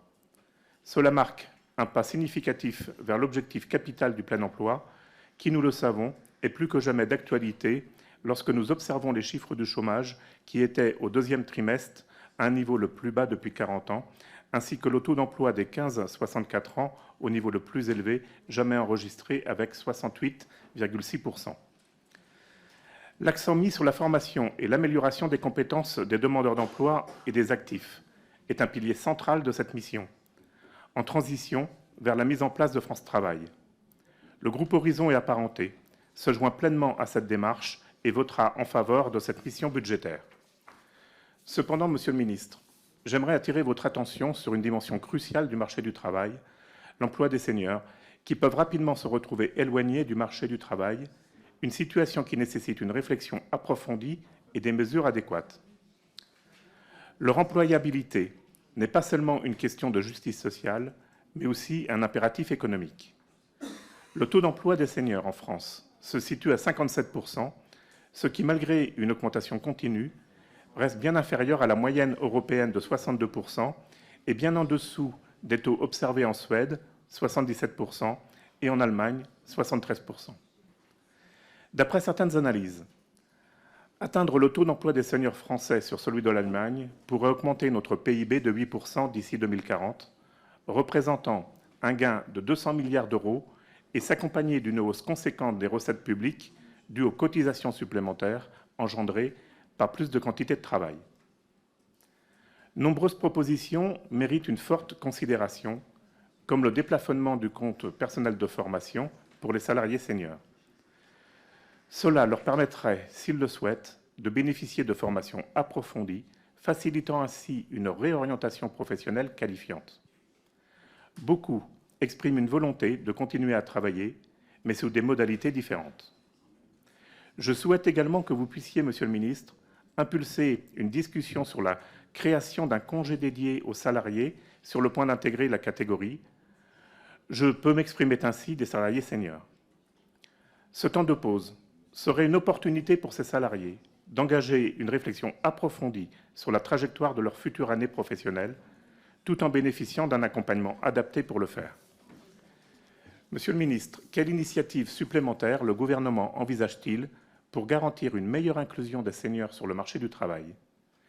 Quels sont les délais que le gouvernement s'est fixés pour la conférence chargée de travailler à un consensus de propositions? Je vous remercie. Merci. Pour le groupe écologiste, Madame Sandrine Rousseau. Monsieur le Président, Monsieur le rapporteur, Monsieur le Ministre, chers collègues, étrange calendrier que ce projet de loi de finances, puisque nous votions hier les crédits de la mission Travail-Emploi en commission des finances, pour laquelle nous auditionnons seulement le ministre ce jour, et qu'en plus cela va se poursuivre sans peu de doute sur un 49.3. La mission Travail-Emploi porte les crédits permettant la mise en œuvre des politiques publiques pour l'emploi, la formation professionnelle et le travail. Cette mission est évidemment absolument fondamentale quand on regarde le triste tableau de la réalité du travail dans notre pays. 9 millions de personnes en précarité avec moins de 1 100 € par mois, 38% des chômeurs vivant sous le seuil de pauvreté, 390 000 personnes sorties des chiffres du chômage au premier trimestre 2023, 17% des jeunes au RSA. Les personnes seules avec une personne à charge constituent 32% de l'ensemble des allocataires du RSA. Et évidemment, il s'agit majoritairement de mères de familles monoparentales.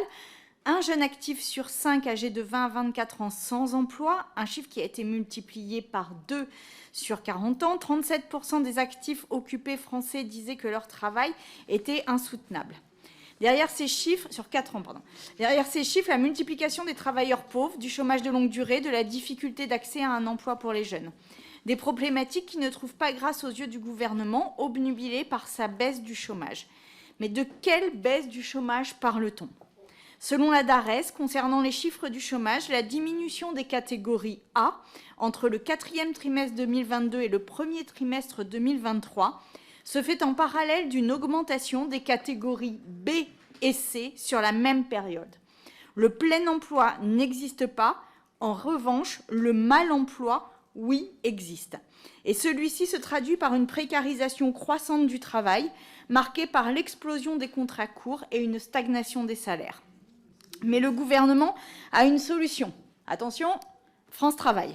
France Travail qui organise une inscription massive des personnes éloignées de l'emploi ou en difficulté d'insertion sociale au travail.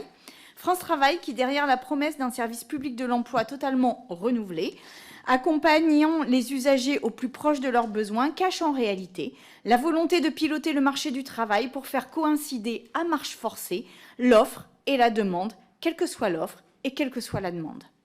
Pendant l'intégralité de l'examen de ce texte, nous avons posé une question. Quels moyens seront mis sur la table pour déployer la mise en place de l'accompagnement intensif que vous chérissez tant ?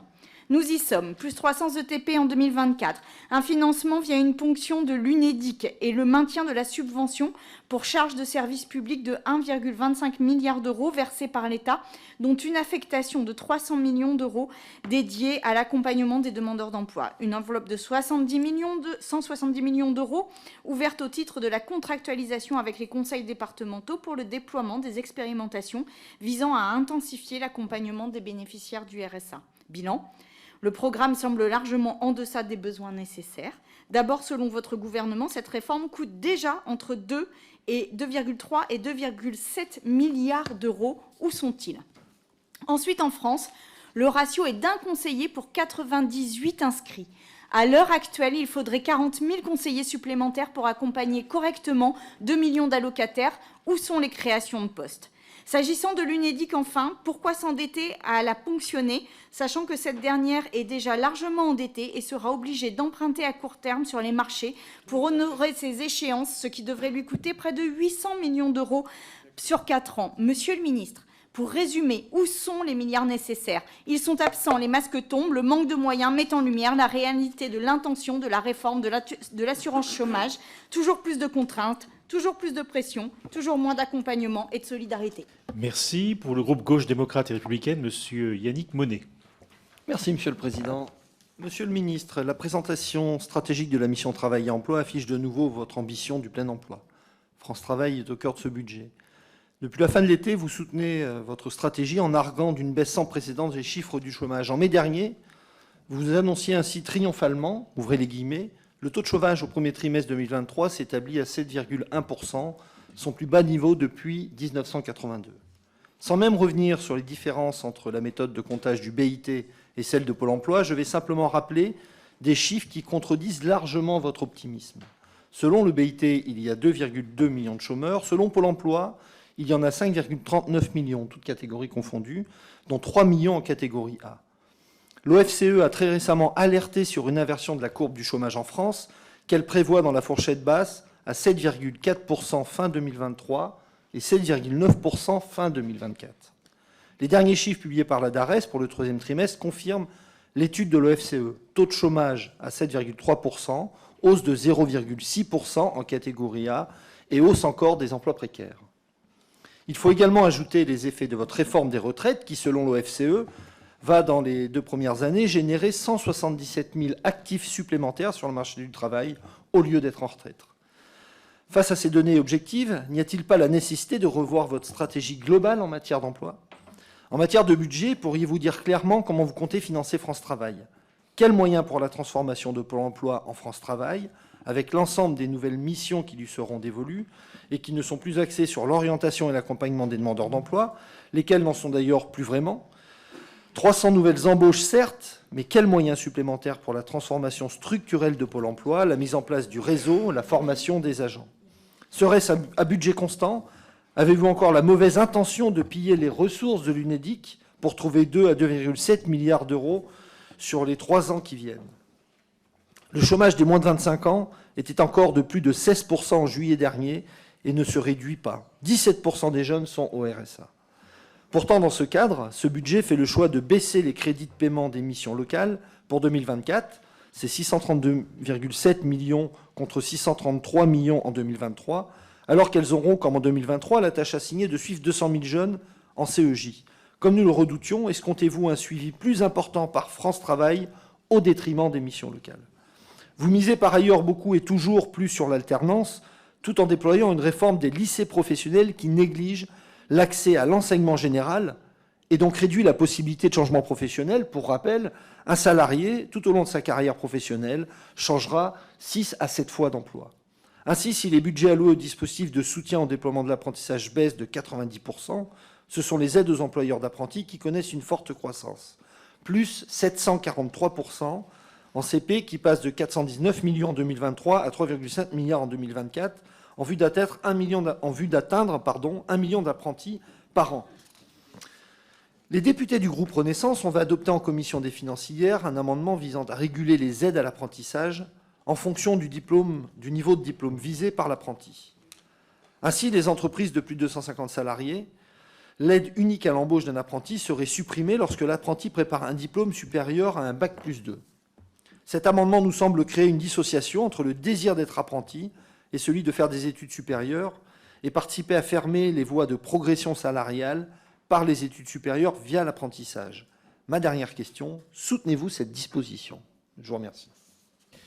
Merci. Et pour le groupe Liberté, Indépendants, Outre-mer et Territoires, la parole est à monsieur Laurent Panifous. Merci, Monsieur le Président, Monsieur le Ministre, Monsieur le Rapporteur, mes chers collègues. Permettez-moi de commencer mon propos en relativisant la hausse des crédits de la mission Travail et Emploi, compte tenu de l'ambition même du gouvernement en matière de plein emploi. Je ne reviendrai pas sur les désaccords de notre groupe sur vos réformes de l'assurance chômage et des retraites, mais je m'interroge de ne pas constater dans ce budget les impacts que celles-ci auront assurément sur le marché du travail. Un seul exemple, la baisse de la dotation en direction du financement des allocations pour les personnes en fin de droit au chômage, alors que pour la seule réforme des retraites, les premières estimations anticipent une augmentation du nombre d'allocataires de minima sociaux de 60 000 personnes. D'autres éléments nous questionnent. Vous affichez votre volonté d'améliorer l'accompagnement des demandeurs d'emploi dans le cadre du projet de loi pour le plein emploi, mais vous ne vous donnez pas réellement les moyens de le faire dans ce budget. La subvention pour charge de service public à Pôle emploi est stable après plusieurs années de baisse. Elle reste toutefois en deçà de son niveau de 2017. Et vous ne prévoyez que 300 équivalents temps plein supplémentaires pour l'opérateur, alors que le nombre de conseillers est déjà aujourd'hui insuffisant. Idem du côté des missions locales, dont les crédits sont stables, alors que l'on pourrait s'attendre à une augmentation du nombre de jeunes suivis. En d'autres termes, notre groupe s'interroge sur les moyens mis en œuvre pour remplir l'objectif de plein emploi que vous fixez et le projet France Travail. L'accompagnement des demandeurs d'emploi devrait être une priorité. Nous ne la voyons pas dans ce budget. Nous voyons en revanche que l'UNEDIC, qui malgré une amélioration budgétaire, souffre toujours d'une dette élevée, sera elle mise à contribution pour financer la réforme. Concernant les dispositifs d'insertion pour les plus éloignés de l'emploi, nous avons 2 points de préoccupation importants. Le premier concerne les crédits pour l'expérimentation de territoire zéro chômeur de longue durée. Les financements doivent être honorés, les engagements doivent être tenus. Vous ne pouvez pas anticiper les résultats des évaluations et décider unilatéralement d'une moindre participation à une expérimentation que vous avez vous-même choisi d'étendre. La seconde concerne les travailleurs handicapés, le rapprochement des Cap Emploi et de Pôle emploi au sein de France Travail, tout comme les droits nouveaux accordés aux bénéficiaires des ESAT dans le projet de loi plein emploi, justifierait une augmentation adaptée des moyens. Comment les concrétisez-vous? Je terminerai enfin sur notre dernière inquiétude qui concerne les jeunes et notamment la formation. D'abord pour dire que le premier bilan du contrat d'engagement jeune est mitigé en termes d'heures d'accompagnement notamment. Et surtout, le dispositif apparaît encore sous-calibré comparé au nombre de potentiels bénéficiaires. Enfin, s'agissant de l'apprentissage, que notre groupe soutient bien sûr, nous nous interrogeons comme d'autres sur un éventuel effet d'aubaine pour certaines entreprises. Envisagez-vous un meilleur ciblage des aides, notamment en direction des moins diplômés? La question est d'autant plus importante que la situation financière de France Compétences est toujours difficile, ce qui interroge sur sa capacité à pérenniser les dispositifs de formation. Voilà, Monsieur le Ministre, autant d'éléments qui nous amènent à relativiser les hausses de crédit de cette mission et sur la politique de l'emploi de manière générale. Je vous remercie.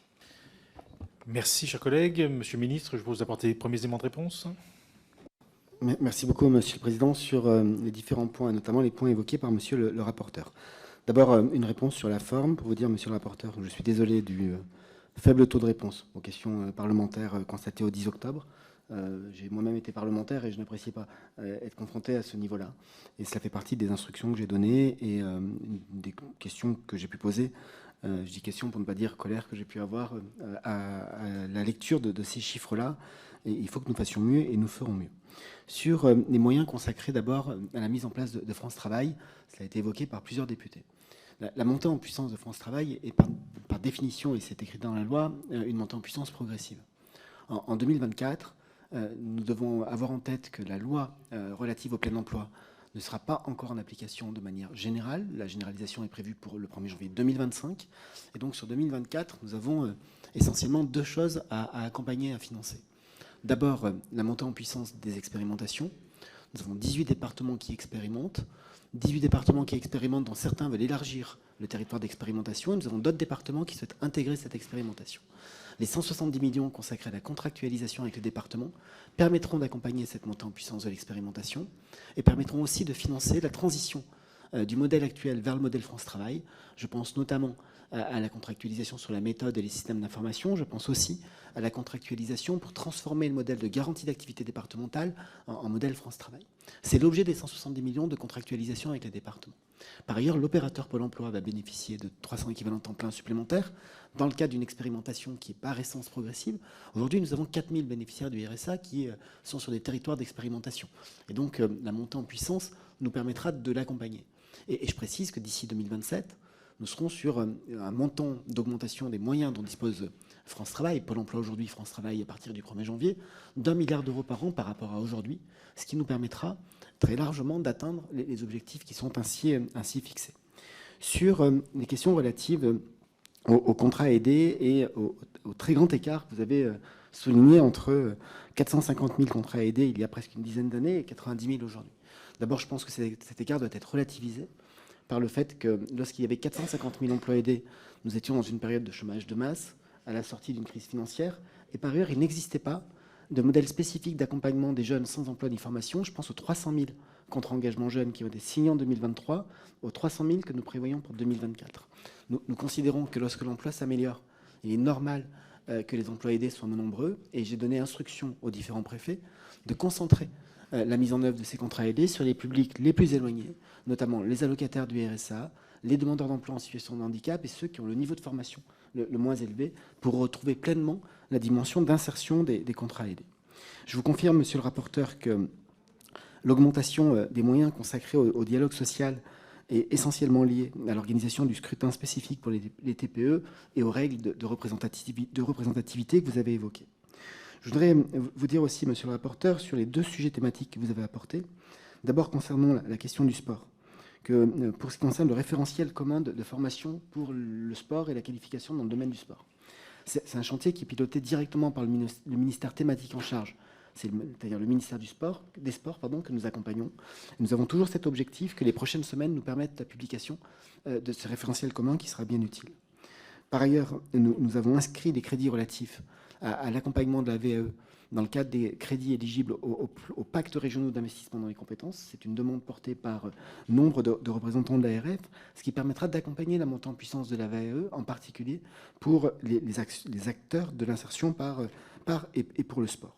Nous le faisons dans le cadre de la feuille de route que vous avez rappelée, qui fixe cet objectif ambitieux de 100 000 emplois supplémentaires dans le monde du sport et d'une multiplication par 5 de l'entrée en insertion. Et les premiers résultats que nous avons sont positifs, puisque, indépendamment des crédits consacrés à cette question par le ministère du Sport, et je pense notamment au crédit annoncé pour la professionnalisation des associations lors du dernier comité interministériel de la ville. Ce sont 20 millions d'euros qui sont consacrés aux actions d'insertion par et pour le sport dans le cadre du PIC 100% inclusion, avec 5000 bénéficiaires en quartier politique de la ville, principalement autour des actions de repérage et de remobilisation, de valorisation des compétences, et avec des taux de sortie positifs qui sont intéressants, tant vers l'emploi durable ou l'emploi à durée déterminée pour 52%, ou encore presque 15% en formation. Est-ce que nous allons évaluer? Oui. Toutes les actions du PIC 100% inclusion ont vocation à être évaluées avant d'être pérennisées. Comment est-ce que nous allons pérenniser? Grâce à l'article 6 de la loi pour le plein emploi, qui reconnaît aux associations et aux personnes morales de droit privé, associations, fondations, parfois entreprises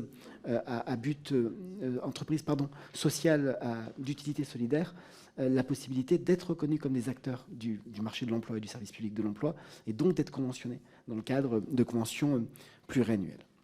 Vous avez évoqué, monsieur le rapporteur, et vous n'avez pas été le seul, l'expérimentation territoire zéro chômeur de longue durée. Je voudrais apporter un certain nombre de précisions en essayant de couvrir chacune des questions qui a été abordée. Je l'ai dit tout à l'heure lors des questions au gouvernement, en 2017, c'est un budget de 15 millions d'euros qui est inscrit dans la loi de finances de l'État pour accompagner territoire zéro chômeur de longue durée. En 2023, ce sont 44,9 millions d'euros et nous avons prévu d'inscrire 69 millions d'euros. J'ai dit tout à l'heure, et je le maintiens, qu'il y a eu systématiquement une sous-consommation des crédits de l'État alloués à l'expérimentation territoire zéro chômeur de longue durée. En 2017, 14 900 000 euros inscrits, 4 millions consommés. En 2018, 18 millions inscrits, 9 millions consommés. En 2019, 22 millions 4 inscrits, 9 millions 8 consommés. En 2020, 28 millions 5 inscrits, 11,1 millions consommés. En 2021, 28,6 millions inscrits, 12 millions 9 consommés. En 2022, 32,8 millions inscrits, 25 millions 4 consommés. À date, sur les 44,9 millions d'euros inscrits pour le PLF 2023, ce sont moins de 31 millions d'euros qui ont été mobilisés. Il a été évoqué la perspective de l'année 2024. 69 millions d'euros sont inscrits. Cela nous paraît suffisant au vu de ce taux de consommation des crédits de l'État inscrits dans la loi de finances. Il vient de s'ajouter à cela, évidemment, la participation des départements et des intercommunalités. J'ai pris l'engagement de déposer les décrets nécessaires au Conseil d'État pour pouvoir labelliser 25 territoires en plus des 60 prévus par la loi.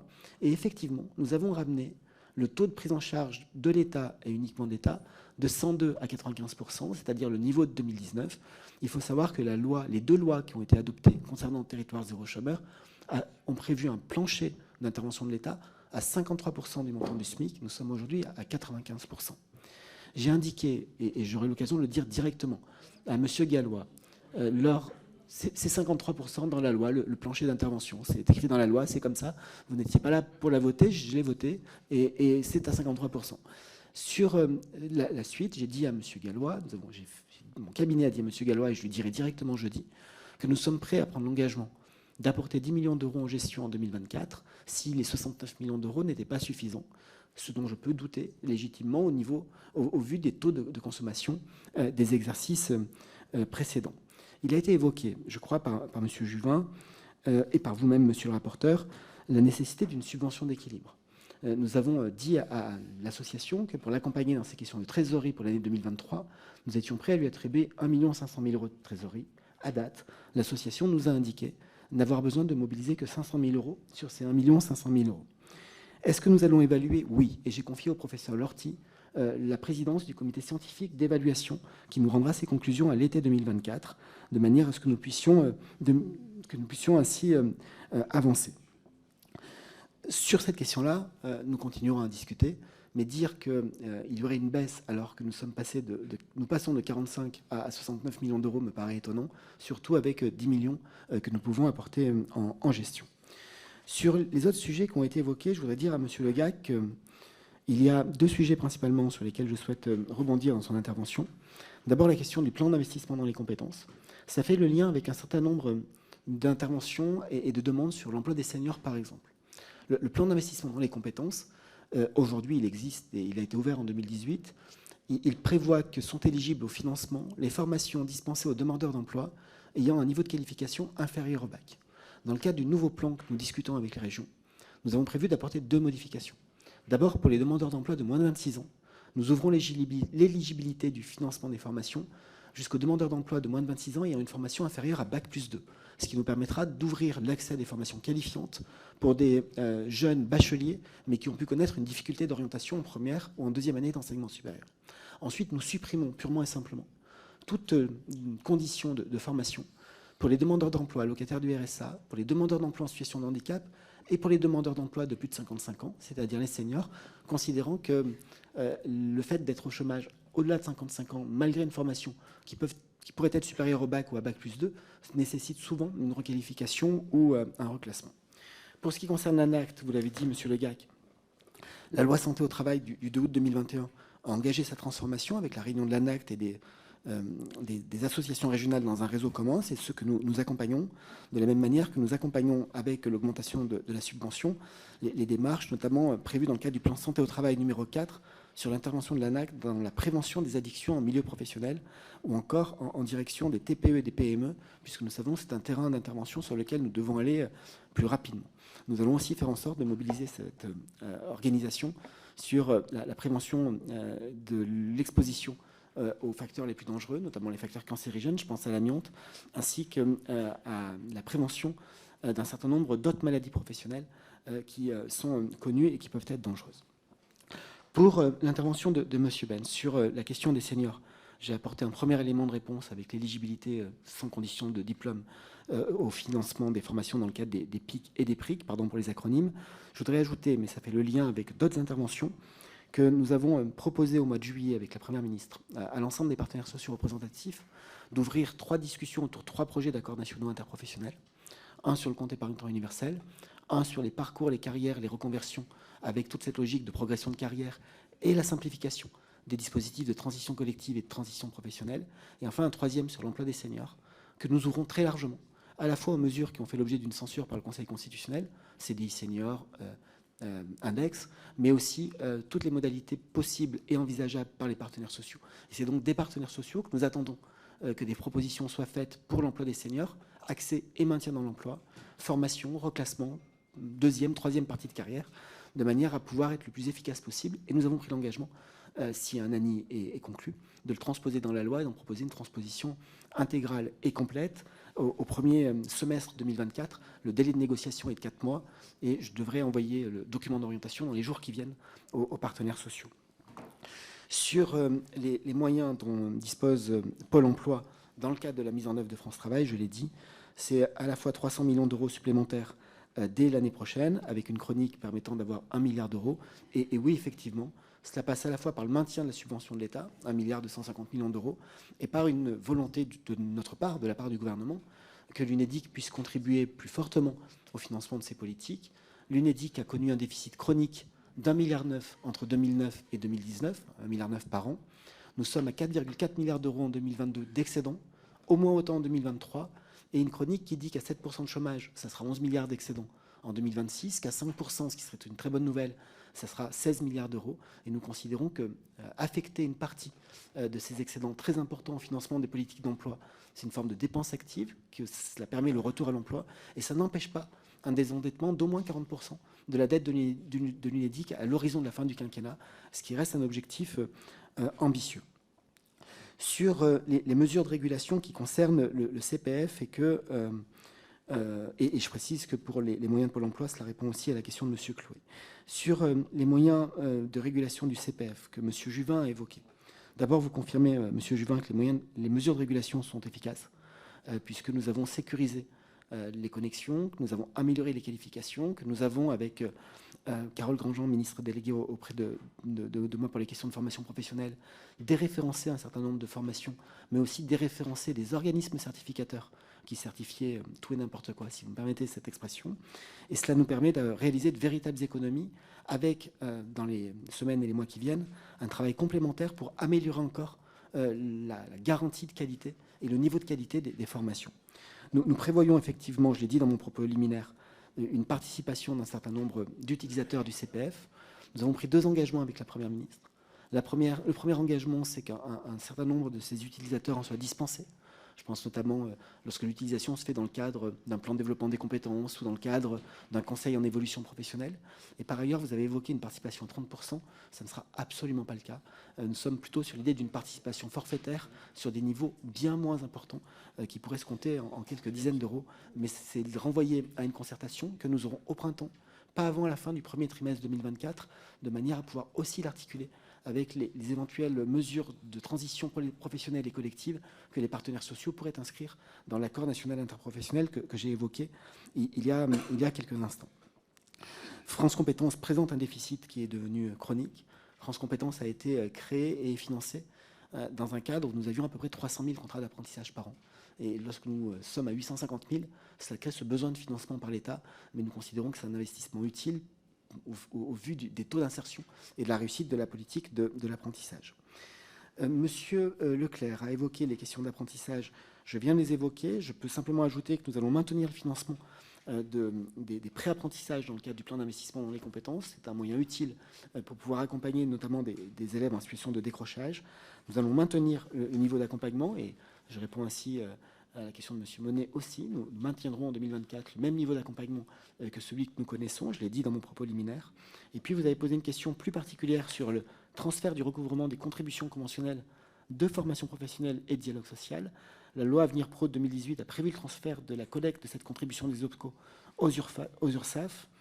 Ce transfert est apparu comme trop complexe pour beaucoup d'OPCO, donc l'article 8 du PLFSS supprime le transfert, mais je vous confirme que si les branches qui le souhaitent, pourront, sur la base du volontariat, décider de ce transfert aux URSSAF. Nous travaillons notamment avec l'UDP pour voir comment organiser pratiquement cette mise en œuvre volontaire et non pas obligatoire du transfert pour les branches qui jugeraient que c'est plus simple. Donc la réponse est positive à votre interpellation. Ensuite, M. Delaporte a évoqué le financement de Pôle emploi. Je n'y reviens pas. Sur les questions d'égalité professionnelle femmes-hommes, je souligne cependant que nous avons pris l'engagement à la fois de réviser l'index égalité pro pour l'améliorer et de transposer dans le même moment et dans le même mouvement la directive sur la transparence et l'égalité salariale dont les décrets de transposition ont été publiés aujourd'hui au journal officiel. Et nous allons transposer la directive d'ici 18 mois, alors que la Commission européenne a laissé un délai jusqu'à fin 2026, ce qui nous permet d'aller plus vite. Je ne reviens pas, Madame Rousseau, sur les éléments que vous avez évoqués, mais je voudrais simplement vous dire que les craintes exprimées par quelques-uns au sujet du coût de trésorerie pour l'UNEDIC ne sont pas fondées. Nous l'avons vu avec l'UNEDIC. Et par ailleurs, quand vous parlez de précarisation de l'emploi, je voudrais souligner que dans tous les indicateurs, mais j'ai eu l'occasion de le dire dans des questions au gouvernement, nous avons une part des CDI dans les contrats signés de 1 mois et plus d'1 mois qui a dépassé les 52%, ce qui n'était pas arrivé depuis plus de 10 ans. Donc on ne peut pas parler de précarisation. Enfin, Monsieur Monet a évoqué les moyens de France Travail, j'ai répondu. Sur la prime apprentissage aussi. Et pour ce qui concerne Monsieur Panifou, je voudrais simplement dire, Monsieur le député, que les missions locales gardent 630 millions de crédits d'intervention, ce qui est reste un record historique à 1 ou 2 millions d'euros près par rapport aux années précédentes, et que nous avons toujours le même objectif de 300 000 contrats d'engagement jeunes, sachant que les jeunes concernés par France Travail au sein des missions locales ne sont que ceux des CEJ ou des PACA, puisque ce sont seulement les jeunes dans une logique de recherche d'emploi ou de formation qualifiante. Les autres restent dans le système d'accompagnement global que l'on a déjà évoqué à plusieurs reprises pendant le débat sur le projet de loi. Voilà, Monsieur le Président. Merci, Monsieur le Ministre. Nous avons encore 10 questions d'1 minute à vous soumettre, et donc je cède la parole de suite à Monsieur Fabien Di Filippo. 1 minute. Merci beaucoup, Monsieur le Président. Je m'excuse à l'avance auprès de Monsieur le Ministre. Un impératif de transport m'obligera à suivre la suite des débats à distance, mais j'écouterai attentivement. Je reprends vos mots, Monsieur le Ministre. Vous avez parlé d'un objectif désormais atteignable du plein emploi. C'est les mots que vous avez utilisés. Alors, soit le plein emploi en France est aujourd'hui à 7%, et dans ce cas, c'est dramatique, soit certaines évolutions récentes vous ont échappé.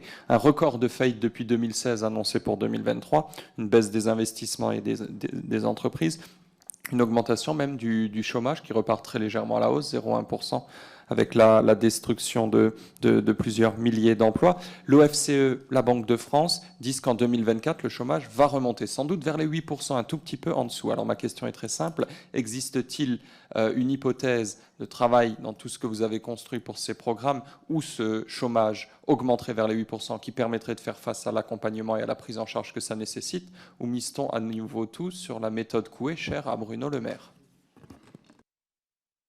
Merci, monsieur Nicolas Turquois.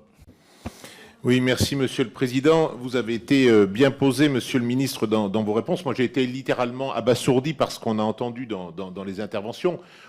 Qu'au moins, on dénote qu'il y a eu une réduction massive du chômage dans le précédent quinquennat. Je pense que ça serait pas trahir l'opposition partisane. Il y a plein d'enjeux à relever sur l'égalité femmes-hommes, sur les emplois partiels subis, sur les bas salaires. Mais quand même, d'acter ce point, je pense que ça aurait été un minimum d'honnêteté intellectuelle. Moi, je voudrais vous poser la question sur le plan de déploiement de France Travail. Quand est-ce qu'aura lieu, à votre avis, la mise en place du système d'information commun? Comment vous le voyez en termes de départements se déployer? Jusqu'à quand? Est-ce que c'est 2025, 2026, 2027? Il faut une intensification de l'accompagnement. Ça nécessite l'emploi de nombreuses personnes et de nombreuses compétences. Comment vous voyez le déploiement de cette activité au-delà de 2024? Merci, monsieur Pierre Daréville. Merci, Monsieur le Président. Monsieur le Ministre, dans le projet de loi de fin de gestion pour 2023, il est indiqué que 2 milliards d'euros de cotisations ne seront pas compensés via la fraction de TVA. L'UNEDIC ayant dégagé des excédents à cause de vos réformes de réduction des droits, ce qui n'éteint pas d'ailleurs la dette. Ça finit par faire beaucoup, mais je voudrais vous interroger, peut-être me répondrez-vous là-dessus, mais je voudrais vous interroger sur l'AFPA. Son budget subit une baisse dans un contexte socio-économique qui lui est défavorable. La subvention d'État n'a pas varié depuis 2018, ce qui questionne quant aux injonctions qui sont faites à l'opérateur public de revenir à la stabilité financière pérenne en 2024. Vous ne prenez pas en compte l'inflation. Le triplement de la facture énergétique représente 10% du chiffre d'affaires. Les dispositifs ne sont pas soclés. Le plafond d'emploi empêche d'avancer et de sécuriser. Or, nous avons besoin d'une AFPA puissante pour préparer au métier de demain, augmenter le niveau de qualification. Il n'en a quasiment pas été question dans les grandes orientations liées à France Travail. Quelle ambition avez-vous pour l'AFPA? Merci, Madame Farida Amrani.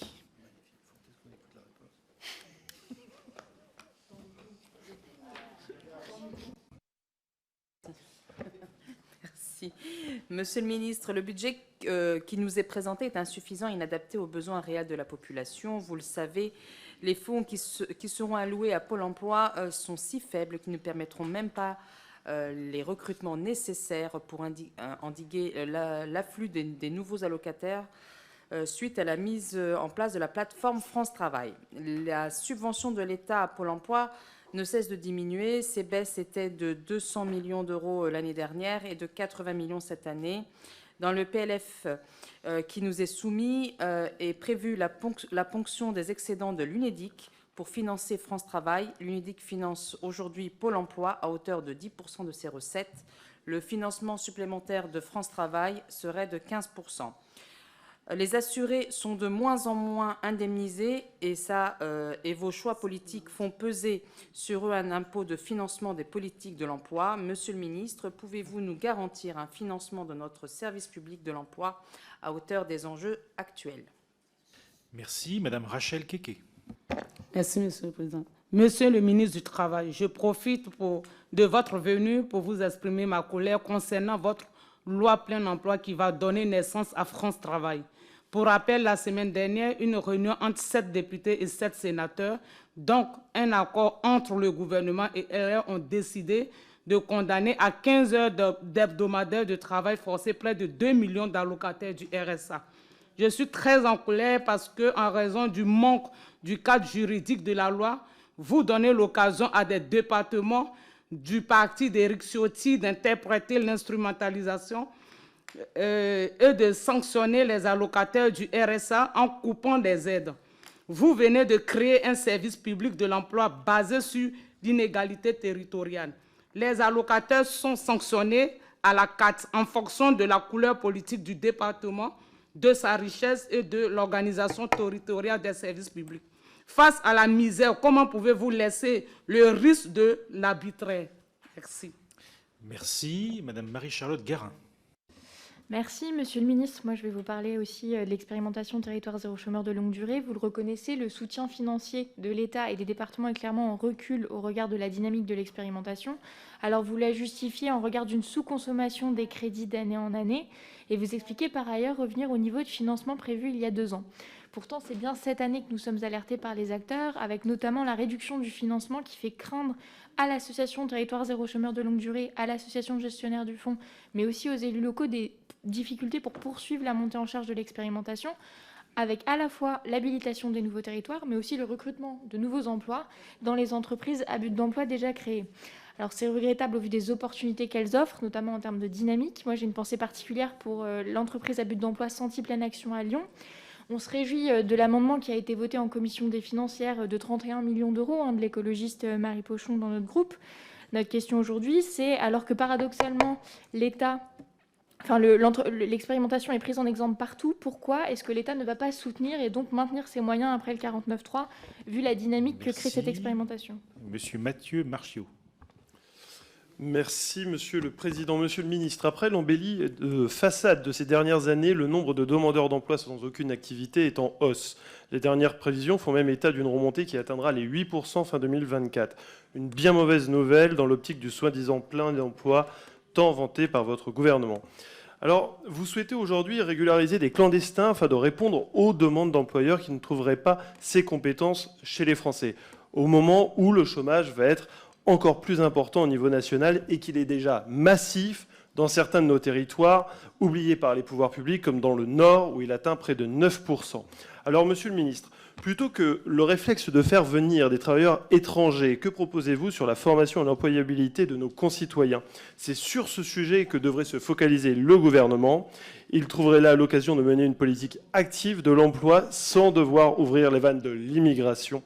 Solution de facilité lourde de conséquences et de dangers pour la cohésion de la société française. Merci. Madame Josiane Cornelou. Merci. Monsieur le ministre, les crédits dédiés aux entreprises adaptées s'élèveront à 465,4 millions d'euros en 2024.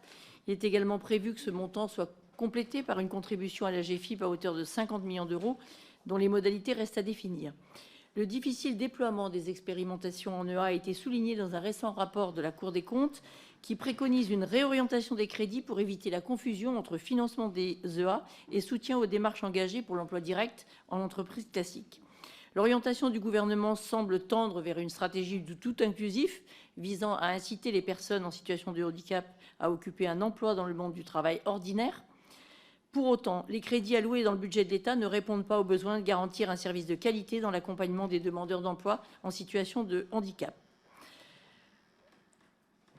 J'ai envie de vous interroger sur l'avenir des EA, considérant que cette réduction de financement risque d'éloigner les personnes en situation de handicap du marché du travail et de favoriser l'embauche de personnes faiblement handicapées. Par ailleurs, qu'en est-il du fonds d'accompagnement à la transformation des EA qui n'a pas été renouvelé en 2024 ? Je vous remercie. Merci. Et donc, Monsieur Jean-Philippe Nilor. J'ai oublié Madame Christine Lenabour entre deux, pardon. Elle me fait déjà des gros yeux, alors je m'en voudrais de ne pas lui donner la parole. Et on conclura avec Monsieur Jean-Philippe Nilor s'il le veut bien. Oui. Avant de poser ma question, je voulais rassurer tous ceux qui se sont inquiétés pour les crédits attribués au réseau des missions locales. Ils ne sont plus là, mais tant pis, je vais le dire quand même. Donc le président de l'UNML m'a téléphoné en me disant qu'il était complètement satisfait, et le bureau également, et à la fois du maintien des crédits de 630 millions d'euros, mais aussi de l'équilibre trouvé dans le projet de loi plein emploi. Donc voilà, ça c'est dit. J'ai juste une petite question. Pouvez-vous nous dire si les 300 000 nouveaux contrats d'engagement jeunes en 2024 sont bien, est-ce que c'est bien un droit ouvert et que les contrats supplémentaires, s'il y en avait, seraient bien financés en supplément? Merci. Merci. Et donc pour conclure, Monsieur Jean-Philippe Nilor. Monsieur le Président, Monsieur le Ministre, je ne sais pas si le plein emploi est atteignable en France. En revanche, je sais et vous savez qu'il n'est pas réalisable dans les pays dits d'outre-mer. Les difficultés sur le marché de l'emploi concernent aussi bien les personnes peu ou pas diplômées, qui sont très nombreuses, mais aussi les personnes les plus diplômées. Un quart des jeunes en Martinique de 15 à 29 ans n'est ni en emploi, ni en formation, par exemple. Le mal développement et l'absence de volonté politique ont généré un tissu économique constitué presque exclusivement de très petites entreprises qui est incapable d'absorber cette main-d'œuvre potentielle. 4000 jeunes quittent le territoire martiniquais chaque année. Et l'idée qui se répand, c'est que pour trouver du travail, il ne suffit pas de traverser la rue, mais il suffit de traverser l'océan Atlantique pour venir en France trouver du travail. Quels moyens, Monsieur le ministre, comptez-vous déployer de manière exceptionnelle par rapport à cette situation exceptionnelle des Outre-mer pour rendre crédibles vos orientations politiques? Merci, Monsieur le ministre. Vous avez la parole. Merci, Monsieur le Président. Pour répondre à Monsieur Di Filippo, que je salue donc à distance, nous avons évidemment bien vu les chiffres du troisième trimestre 2023 et nous avons vu aussi que le nombre de défaillances d'entreprises revenait au même niveau que 2019. Pour le premier point, c'est à la fois un point de vigilance, même si quand on regarde plus précisément les choses, c'est juillet et août qui ont concentré les chiffres moins bons, alors que septembre marque une inflexion plus positive et je ne fais pas de prédiction, ni en termes de tendance d'un côté ou de l'autre.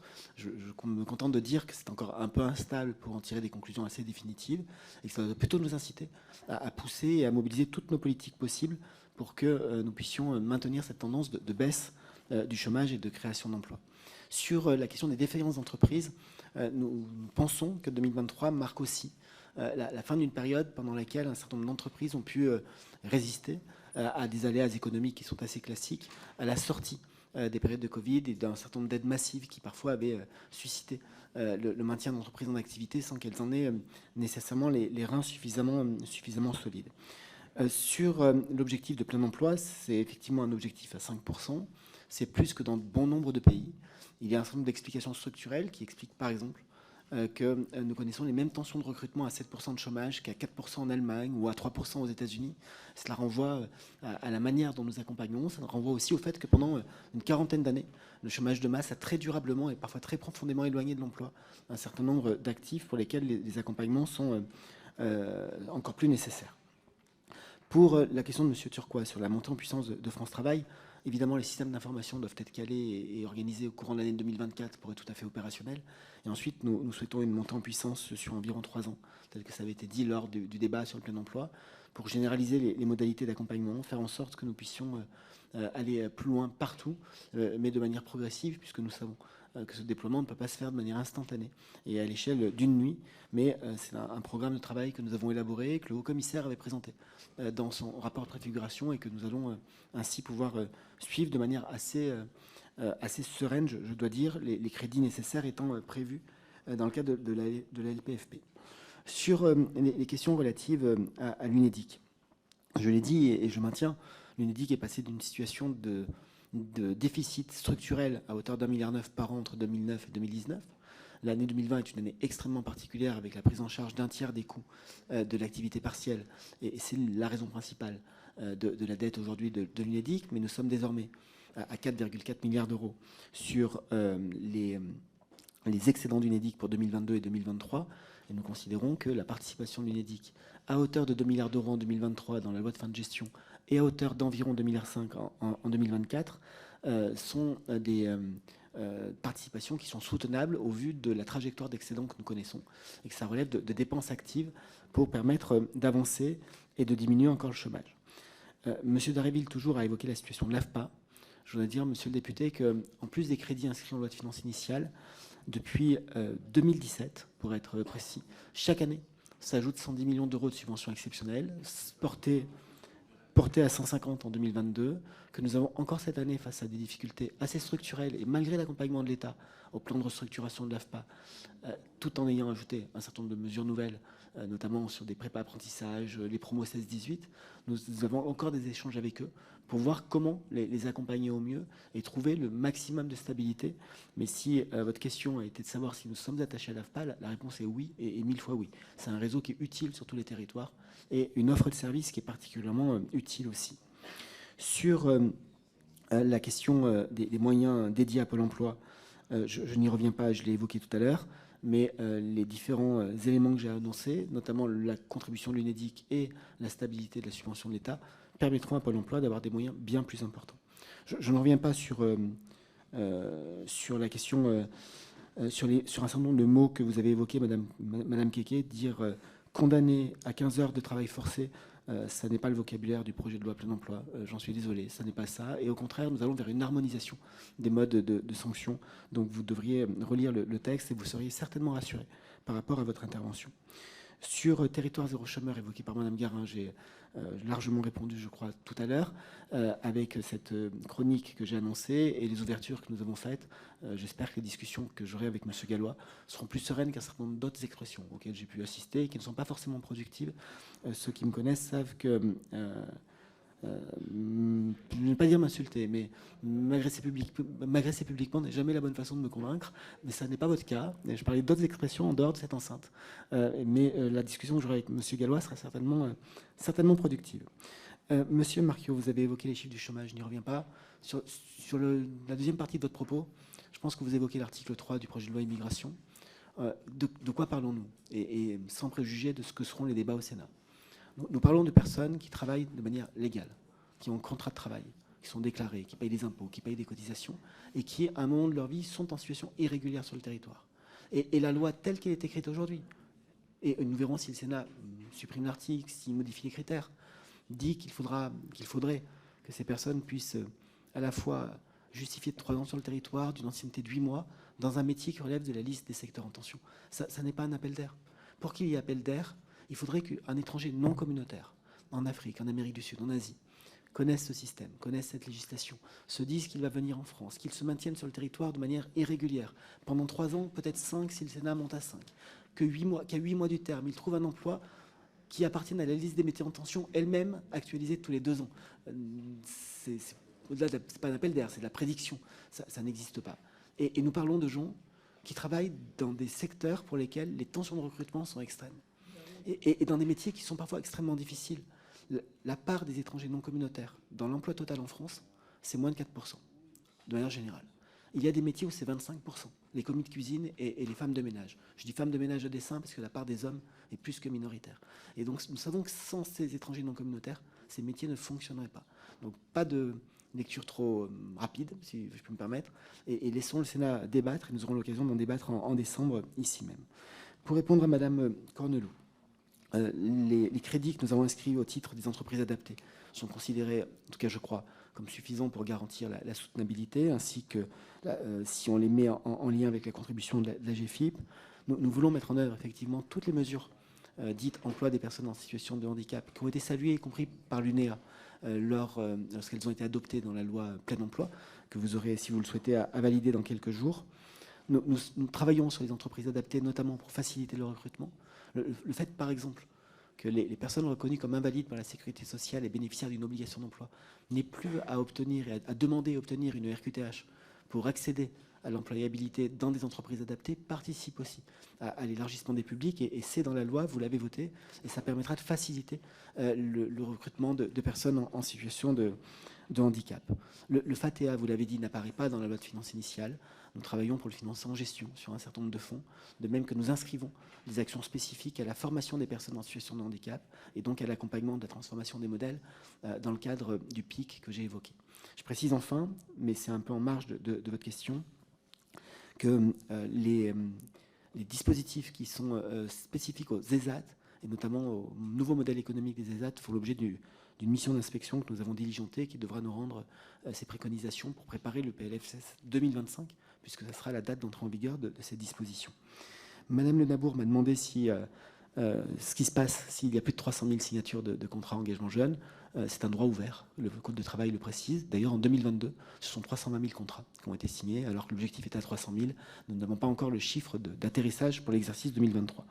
Et enfin, pour Monsieur Nilor, vous dire d'abord que les dispositions de la loi France Travail, plein emploi France Travail, feront l'objet d'une déclinaison territoire par territoire pour l'outre-mer, que par ailleurs nous avons aussi veillé à ce que dans le cadre des pactes régionaux d'investissement dans les compétences, les caractéristiques des territoires d'outre-mer soient prises en compte, et les collectivités ou régions, selon l'organisation, sont aujourd'hui satisfaites de la manière dont on leur offre une possibilité de bouger par rapport au cadre préexistant, qui était beaucoup plus formel et beaucoup plus uniforme à l'échelle de l'ensemble du territoire national, que nous développons aussi la formation ouverte à distance, qui permet, dans le cadre des PRIC, de disposer d'offres de formation, y compris pour des territoires qui parfois, géographiquement, sont très éloignés, et que c'est évidemment l'une de nos priorités absolues que de pouvoir différencier les politiques et apporter des réponses les plus efficaces possibles.